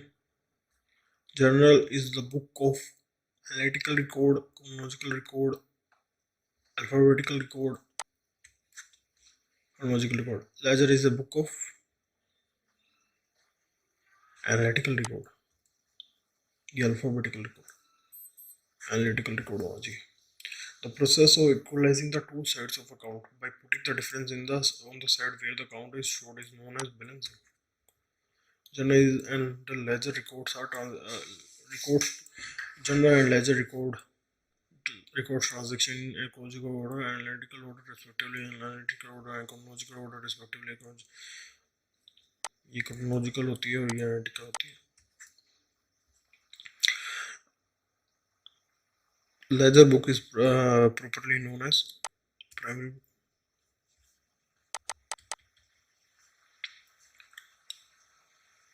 The subdivision journal into various subsidiary journal in which the transactions of similar nature are recorded are called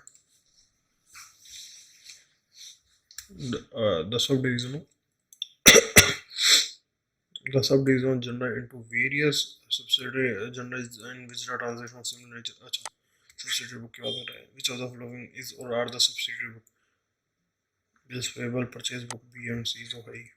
Which of the following is or not subsidiary book? Purchase return book तो है, cash book भी है और general proper नहीं होती है. सी है. Purchase book is meant for recording the dash of the goods.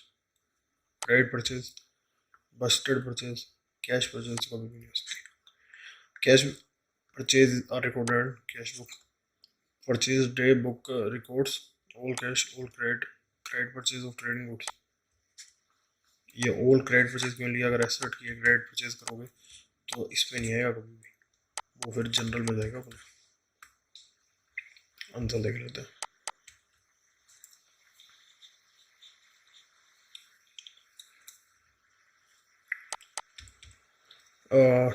B B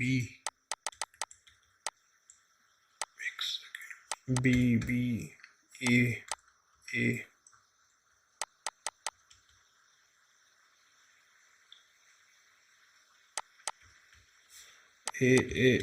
एक और ए. 123 का ए 24 का बी 5 का ए 6 का डी 7 का सी 8 का ए 9 का बी और 30 का सी. Okay. The total of purchased book is posted periodically to the debit of purchase. A sale book in the sales book of goods are credit sales. Cash sales are recorded in cash book में होती है. Cash का नाम आ गया तो cash book में जाएगा. Credit का नाम आ गया पर गुड्स रिलेटेड है तो कैश बुक में जाएगा, और किसी और से रिलेटेड है तो जनरल में जाएगा. क्रेडिट सेल वेरियस एसेट्स, जैसे ये इस एग्जांपल की बात कर रहा था, ये इसका of investment are recorded in journal. क्योंकि देखो मैंने बताया था जनरल में सब डिवाइडेड है, जनरल और स्पेशल जनरल. स्पेशल जनरल को ही अपने सब्सिडरी बुक भी कहते हैं. Dash records the detail of goods return by the business organisation to the supplier. मतलब बिजनेस ऑर्गेनाइजेशन कौन होगी? अपने ये मान लो बिजनेस ऑर्गेनाइजेशन अपन है, अपने उनकी अकाउंटेंट है, अपने सप्लायर वो कर रहे हैं, तो अपने परचेज किया, मतलब परचेज रिटर्न कर दिया, purchase return book. Where the goods are return to the supplier, ठीक है, and is send to him and. अच्छा, when the goods are return to supplier, जब सप्लायर को रिटर्न करते हैं तो अपने क्या करते हैं? पहले एंट्री सोचो क्या करते हैं? परचेज टू सप्लायर ये करते हैं. सप्लायर ग्रेड जब रिटर्न कर दिया तो क्या करते हैं? Supplier to purchase return. अब क्या करेंगे? उसके पैसे तो अपने पास ही हैं, मतलब उसको पैसे देने थे. अब अपन ने मान लीजिए इसके जहाँ पैसे दे दिए, उसे गुड सेंड कर दिया, अपन ने पैसे दे दिए, तो अपने इसके लिए डेबिट नोट इशू होते हैं. वो डेबिट नोट मतलब कि अब तो हमारा डेट रहा है, हमें पैसे वापस दे.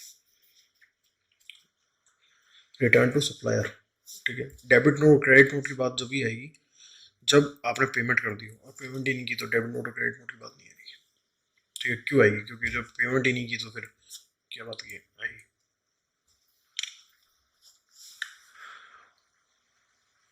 The total amount of the total amount column of sales return book is related to purchase return.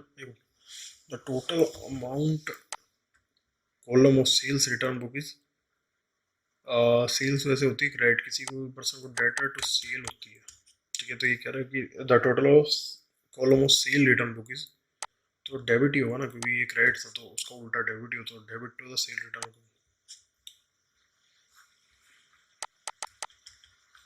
The total amount column of purchase return book is, purchase to creditor होता है, इसका उल्टा क्या होगा? Creditor, credited purchase return. Goods outward, goods outward general is meant for recording all the return of goods outward बाहर भेजा, sold on credit नहीं, goods outward general is meant for purchase on credit,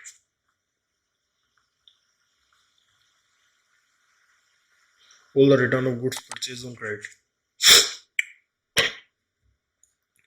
The detail of goods returned by the creditors to the business organization are recorded in the detail of goods returned by the customer to the business organization. अपने business organization है, customer अपना return कर रहा है, तो sale return book dash is used to record the details of the bills receivable by the business organization. Bills receivable ये रहा, dash is used to record bill payable ये रहा। ऐसे क्वेश्चन,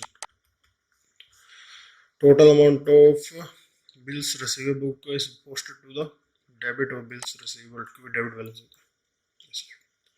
सबसे पहले ए और बी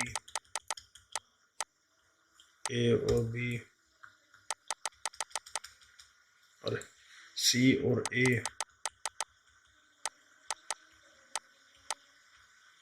सी और ए, 35 का बी हो गया, 35 का बी है, 36 का बी है, 37 का बी है,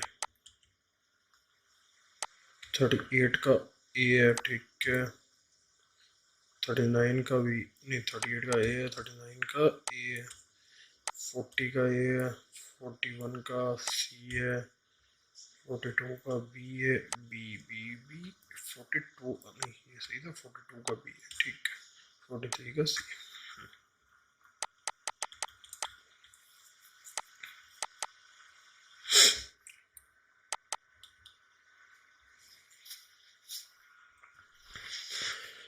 The total of amount of the bills payable book is posted to the dash in the ledger.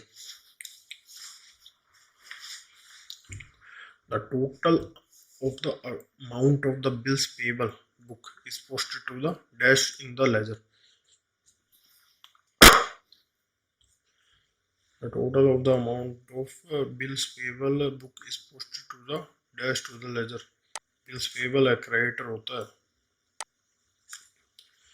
When fixed asset or stationery are purchased on credit, the entries are passed in. Fixed asset की बात कर रहा है और stationery तो general में credit पे purchase क्यों चाहिए, कि सिर्फ गुड्स से मतलब होता है। Which of the following books is used to record the purchase of machinery by cash, cash book. Obsolete asset होता है, are sold in credit, these are original recorded in, when the obsolete assets are sold on credit, these are original recorded in, originally कहाँ record हुआ? General dash is the book, देखो general होता है prime entry वाली, फिर general जो होता है वो डिवाइड होता है जनरल में, सॉरी ये गलत हो गया,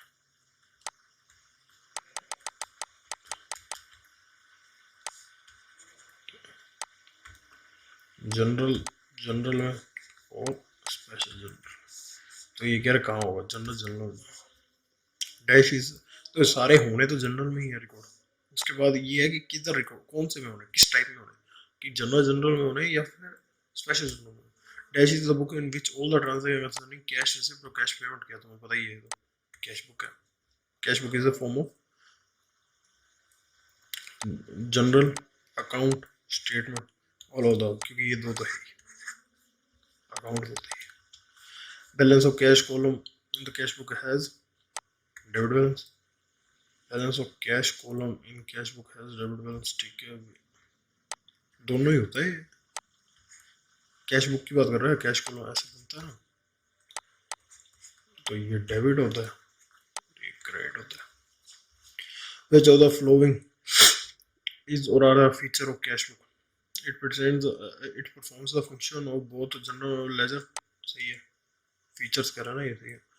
cash receipts are recorded on the credit side of payment, ये भी ठीक है।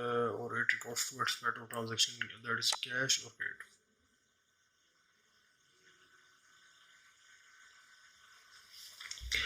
It records to expect aspects of transaction that is credit।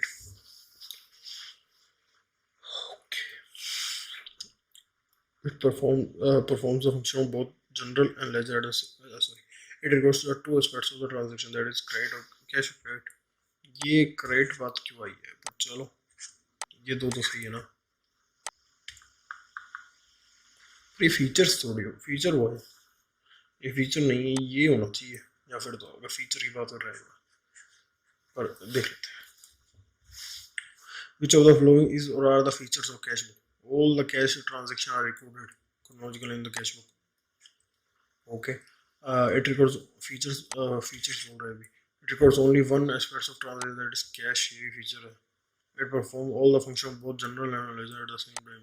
ठीक है, ये होगा, और इसका फिर ये होगा। Which of the following is the type of cash book? Which of the following is the type of cash book? ये तो होती है, ये भी होती है, ये भी होती है, तो all of them। Which of the following is the kind of a cash book? Type, kind, एक ही बात है। A cash book is a type of dash but treated as a dash। A type of primary book, subsidiary book। And cash book is a type of primary book but treated as a subsidiary principal book, subsidiary book, principal book। subsidiary ये गलत, ये भी गलत, नहीं ये गलत। अब इन दोनों में है। Cash book is a type of subsidiary book but treated as a primary book.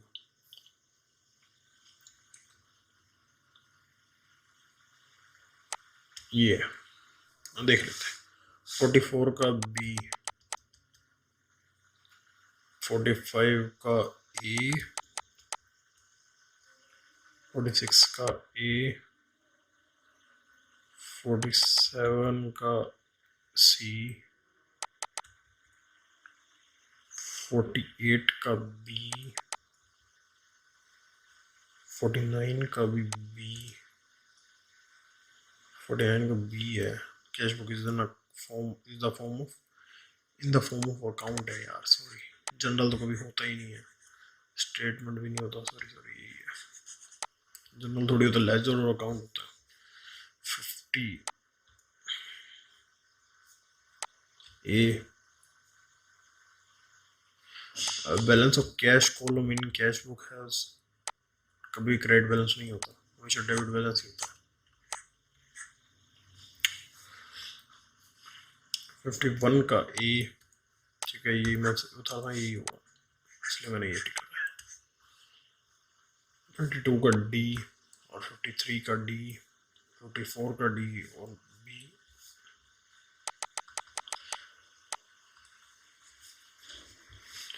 Which of the following is not a column of a 3-column cash book? Which of the following is not a petty cash book नहीं होता। Rent due from for the month of March will appear in on the payment side of the cash book। No, now here in the cash book, nowhere होना चाहिए।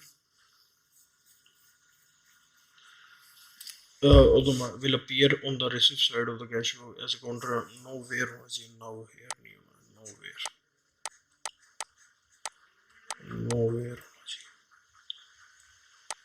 Laser double nowhere ही लिखा होता ना, now here के, sorry nowhere ही है, मैंने ध्यान नहीं दिया। nowhere इधर गैप होना चाहिए, nowhere ये। The cash book, the cash book records all the cash payments, all the cash receipts.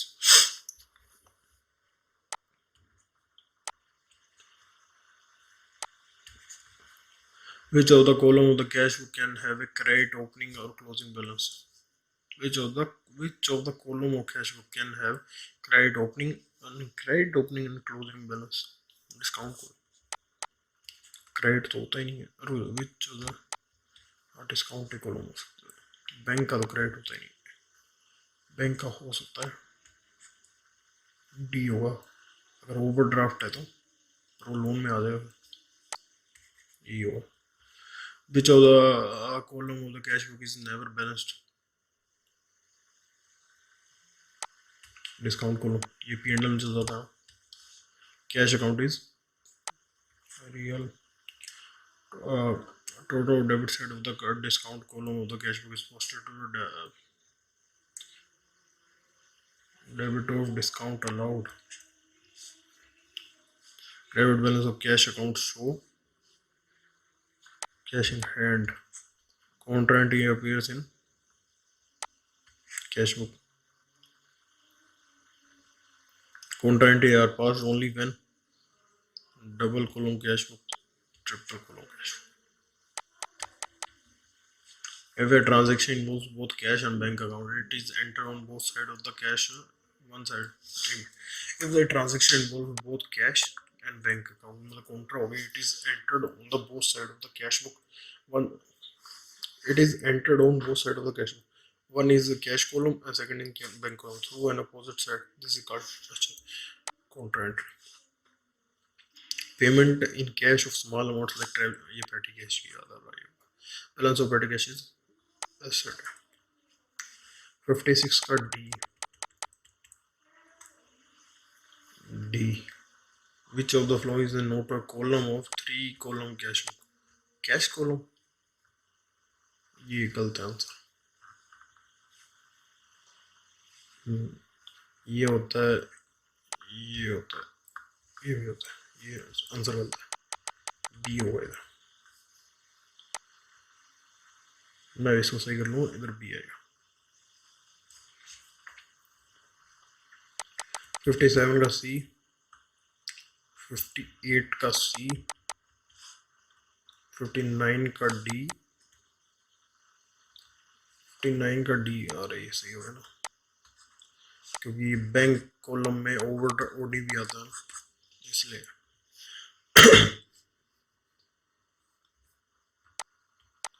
60 का सी, 61 का बी, 2 का डी, 3 का सी, 4 का बी, 5 का बी, 6 का सी, 7 का बी और 8 का बी. ओके, चलो आगे. बस थोड़ी देर हो गई, फिर खत्म है.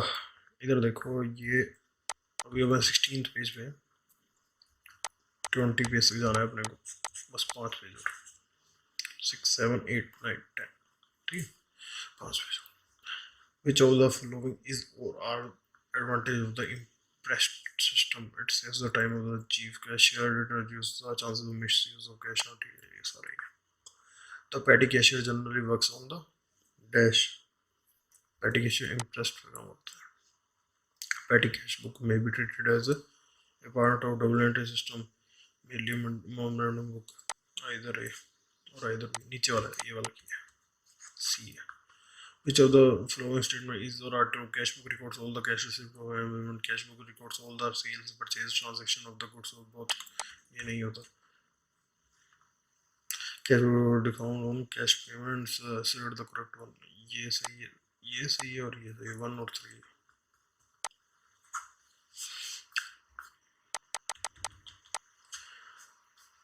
Dash or passed at the beginning of the financial year to open the books or by recording the assets and liability opening entries. याद आ रहा है. Non accounting for closing entries, opening and closing and adjustment are recorded. Chalo proper at the end of the accounting year to are to be passed for the accounting of transfer entries. At the end of the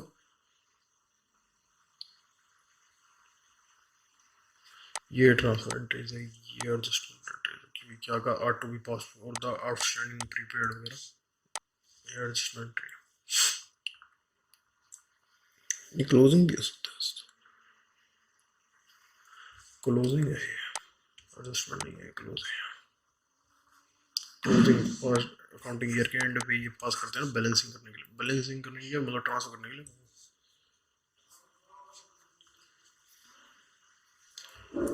ये rectification entry है या फिर adjustment ही हो सकती है यार, इन दो में कोई चांसेस है, या फिर तो ये है या फिर ये।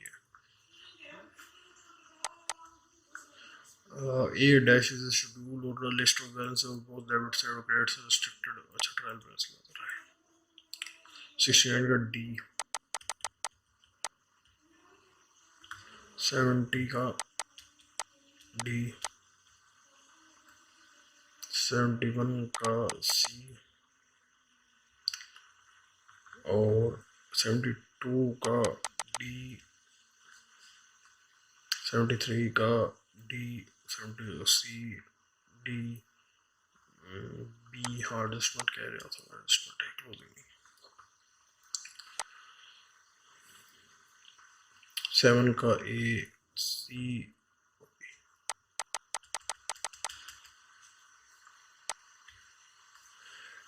it is a check on the accuracy of posting. If the trial balance exists, it proves that the books are arithmetically accurate. Both the aspects of the transaction have been corrected according to the books, and the learner and the correct answer is both arithmetic accuracy or EV.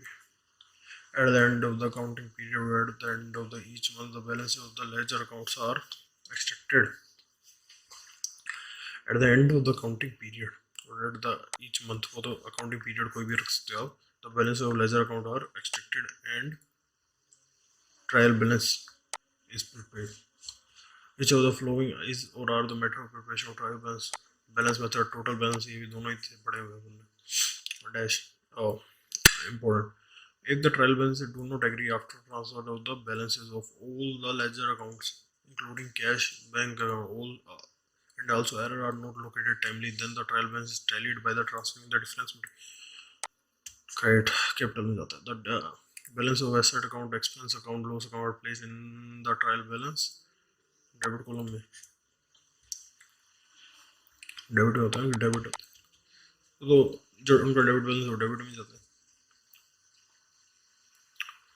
The balance of all the liability account, income, expense, the credit trial balance will not trial balance will not balance if the correct denominator is processed twice. The purchase on the credit basis is debited to the purchase and credit to the cash। नहीं ये तो हो जाएगा ना, इधर से balance हो जाएगा, इधर से बैलेंस हो जाएगा, मतलब हमेशा मैच होगा, डबल एंट्री सिस्टम फॉलो होता है। 500 cash payment to the creditor is debited to a creditor for 50 rupees and credited to cash। हाँ तो ये नहीं होगा।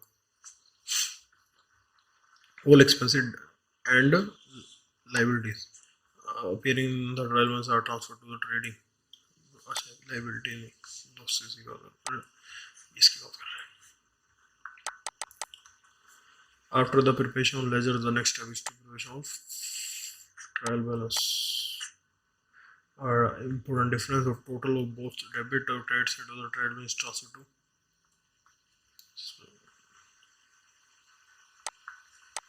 trial। ये सस्पेंस में जाएगा। Bank order is shown in the side of the credit side में।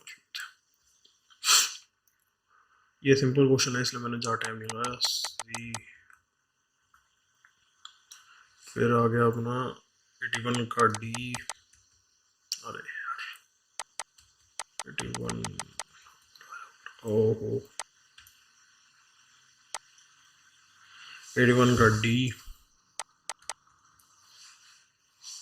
82 का सी लिखा है मैंने, 82 का सी, 83 का बी, फिर बी, 83 का बी, फिर बी, 85 का ए, फिर सी, D B D A, ठीक है।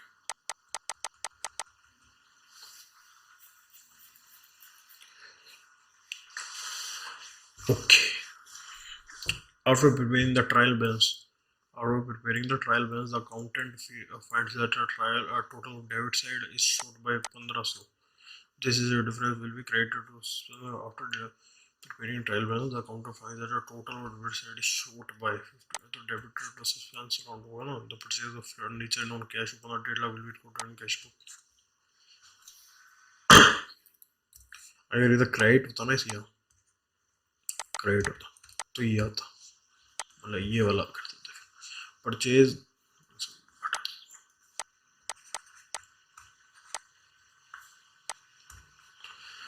purchase of goods for 90,000 from an non credit will be recorded in purchase book. Credit पे purchase की है, purchase of goods from an purchase book है. The paid to the creditor for settlement of credit purchase will be recorded in cash book. Sold furniture on cash. Sold goods for 90,000 on credit. Sales received cash or debtor cash book. Measure and return the goods of rupees 50,000 purchased on credit to Mr. Z. This transaction will be recorded by N in इतना N dash by Mr. Z in dash. कि Mr. N ने return कर दिए goods 50,000 purchase on credit to Z. N ने return कर दिए तो N तो करेगा इसको purchase return and sale return. Purchase किए थे Z ने और N ने, तो ट्रांजैक्शन रिकॉर्ड करेगा N परचेज रिटर्न में, और Z ने सेल किए थे Z no return the goods of Mr. N returns the goods of 50,000 purchased on credit to Mr. Z. हाँ तो ठीक है, to Mr. Z. Sorry. If Mr. Z draws the credit bill of exchange of 70,000, the transaction will be recorded by Mr. Z on Mr. N. इसने draw किए bill हो, तो Z की books में तो बिल्स रिसीवेबल और bills payable book ऐसे आएगा. An allowance of 50 was offered for early payment of cash will be recorded in cash book.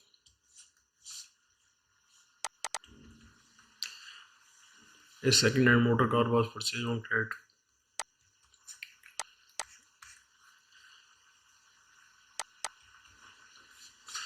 Goods were sold on credit to credit basis. It will be recorded. Goods लिखा हुआ ना तो cell book हो जाएगा. B D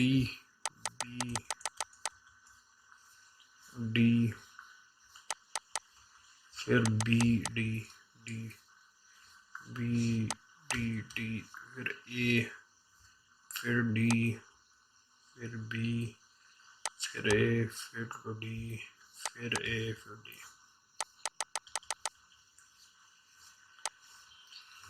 Accounting for recovery from Z on account of the 2000 early return of as will be recorded in amount मिल गई ना. Credit purchase station dealer was by a stationery dealer will be recorded. तो उसके goods हो गए purchase book. A bills receivable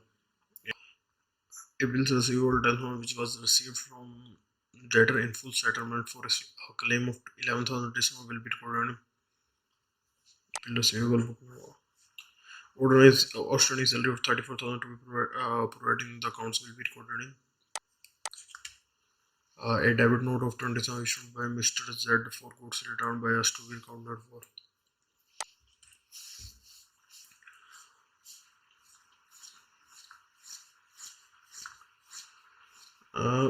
Issued to Mr. Z for goods returned by us to be accounted upon return कर दिया. A debit note for issued to Mr. Z.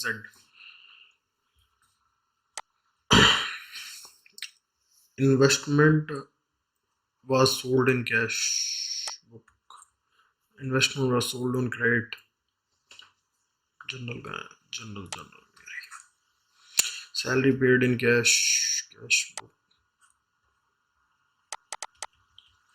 NS Z limited makes payment to its, ये थोड़ा सा बड़ा question है। NS Z limited makes payment to its subsidiary creditor through the check and cash discount received on these payment is recorded in triple column cash book. ठीक है, in the event of dishonor of any such checks, the discount so received should be returned back through credit of discount column in cash book. Debit the discount account through general proper, credit to the bank column of the cash book. Event to dishonor of any check dishonour हो गया तो credit of bank account भी होगा। तो पहले आपने makes a payment to limited makes a payment to syndicator through cheque से payment की उसने and the cash discount receive हो गया on this payment is recorded in the triple column cash in the event of dishonour of any cheque, मतलब कि dishonour हो गया check, पहले अपने चेक को एंट्री की थी, अब मतलब अपने बैंक कर दिया था पर वो डिसऑनर हो गया तो बैंक वापस डेबिट भी करेंगे ना।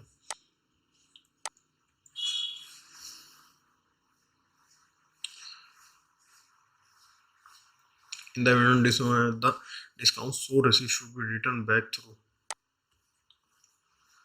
तो अपन ने डिस्काउंट अपने मिला था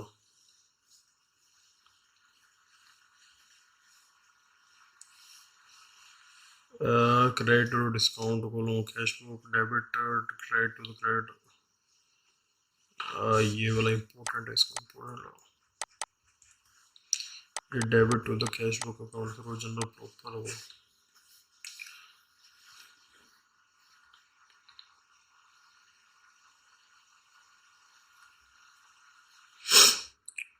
Which of the following statement is correct? A trial balance is prepared after preparing the profit and loss account गलत।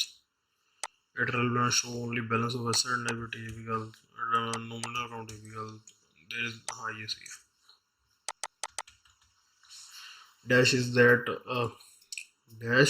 is that expenditure result in acquisition of an asset, capital expenditure की बात कर रहा है ये। देखिए एक मिनट क्या था sir,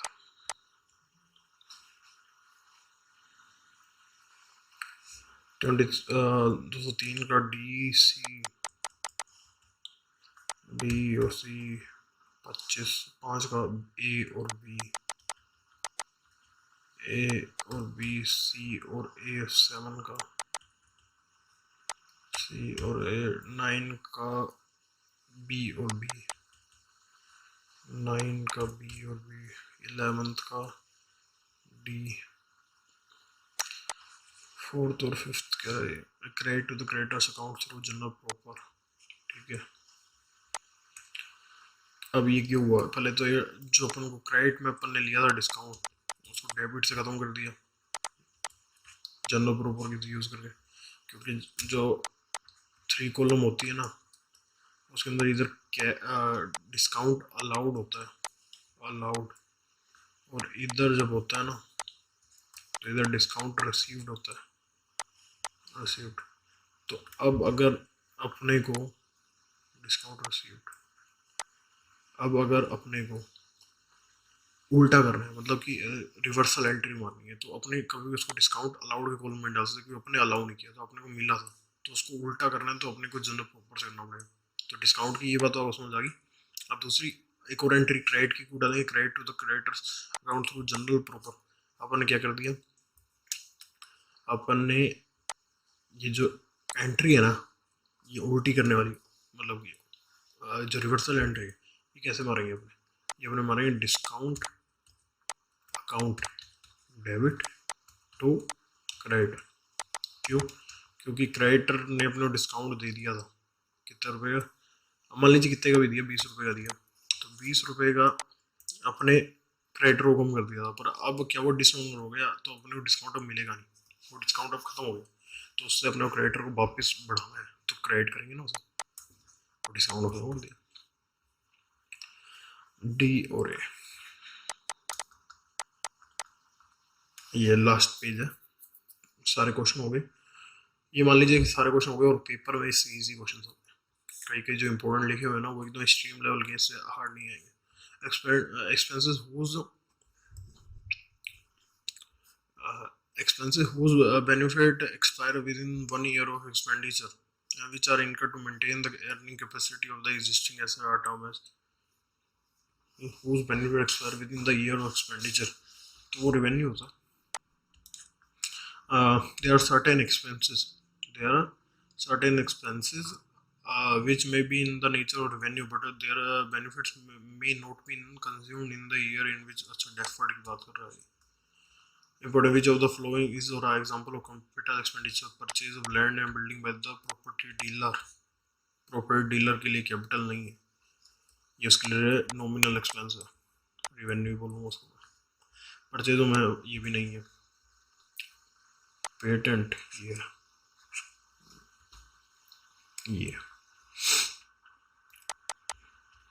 Which of the following is or an example of capital fees paid to the lawyer for drawing the purchase deed of the land? ये है.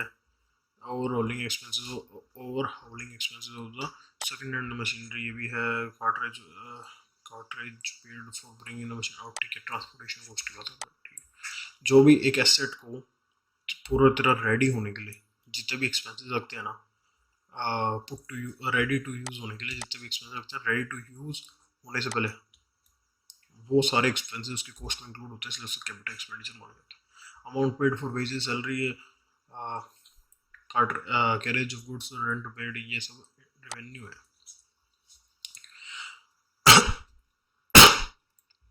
Cost incurred to acquire an asset are dash, but cost incurred to keep them in the working condition or to defend their ownership is.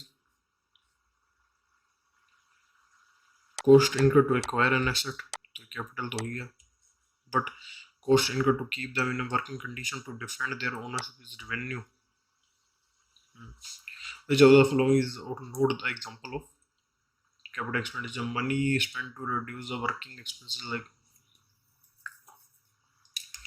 money spent to reduce the working expense like conversion of hard driven machinery to power driven machine. Money paid for a goodwill is not लिखा हुआ. Expenditure which is no result in ये or in reduction of day-to-day expenses for goodwill, like the right to use the street. Yes. Depreciation of fixed assets, revenue. All the sums spent up to the point an asset is ready for use is a capital expenditure. बताया है अभी just मैंने आपको.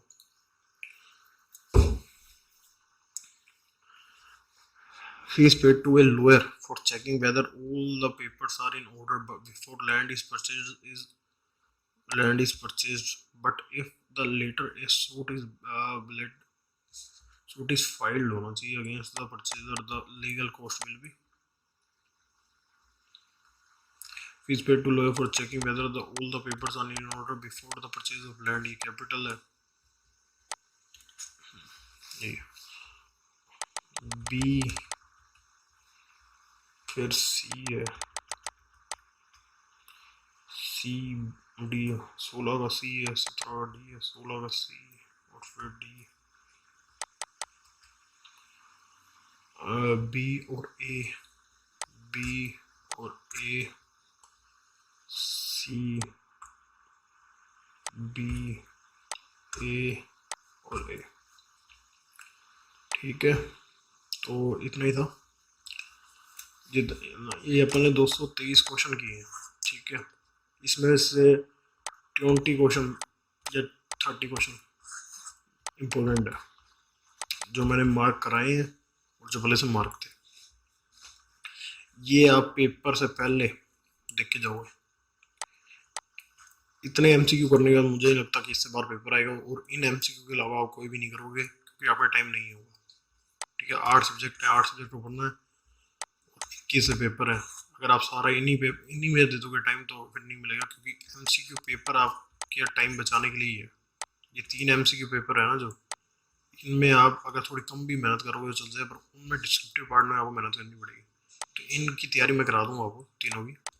ठीक है, CM में, FSM और tax, इनके जो एमसीक्यू मैं कराऊंगा वो बहुत है. ठीक है, उनसे जाकर नहीं जुड़नी है, बस जो इम्पोर्टेंट लगाए वो कर दूंगा. ठीक है, तो thank you, take care, bye bye.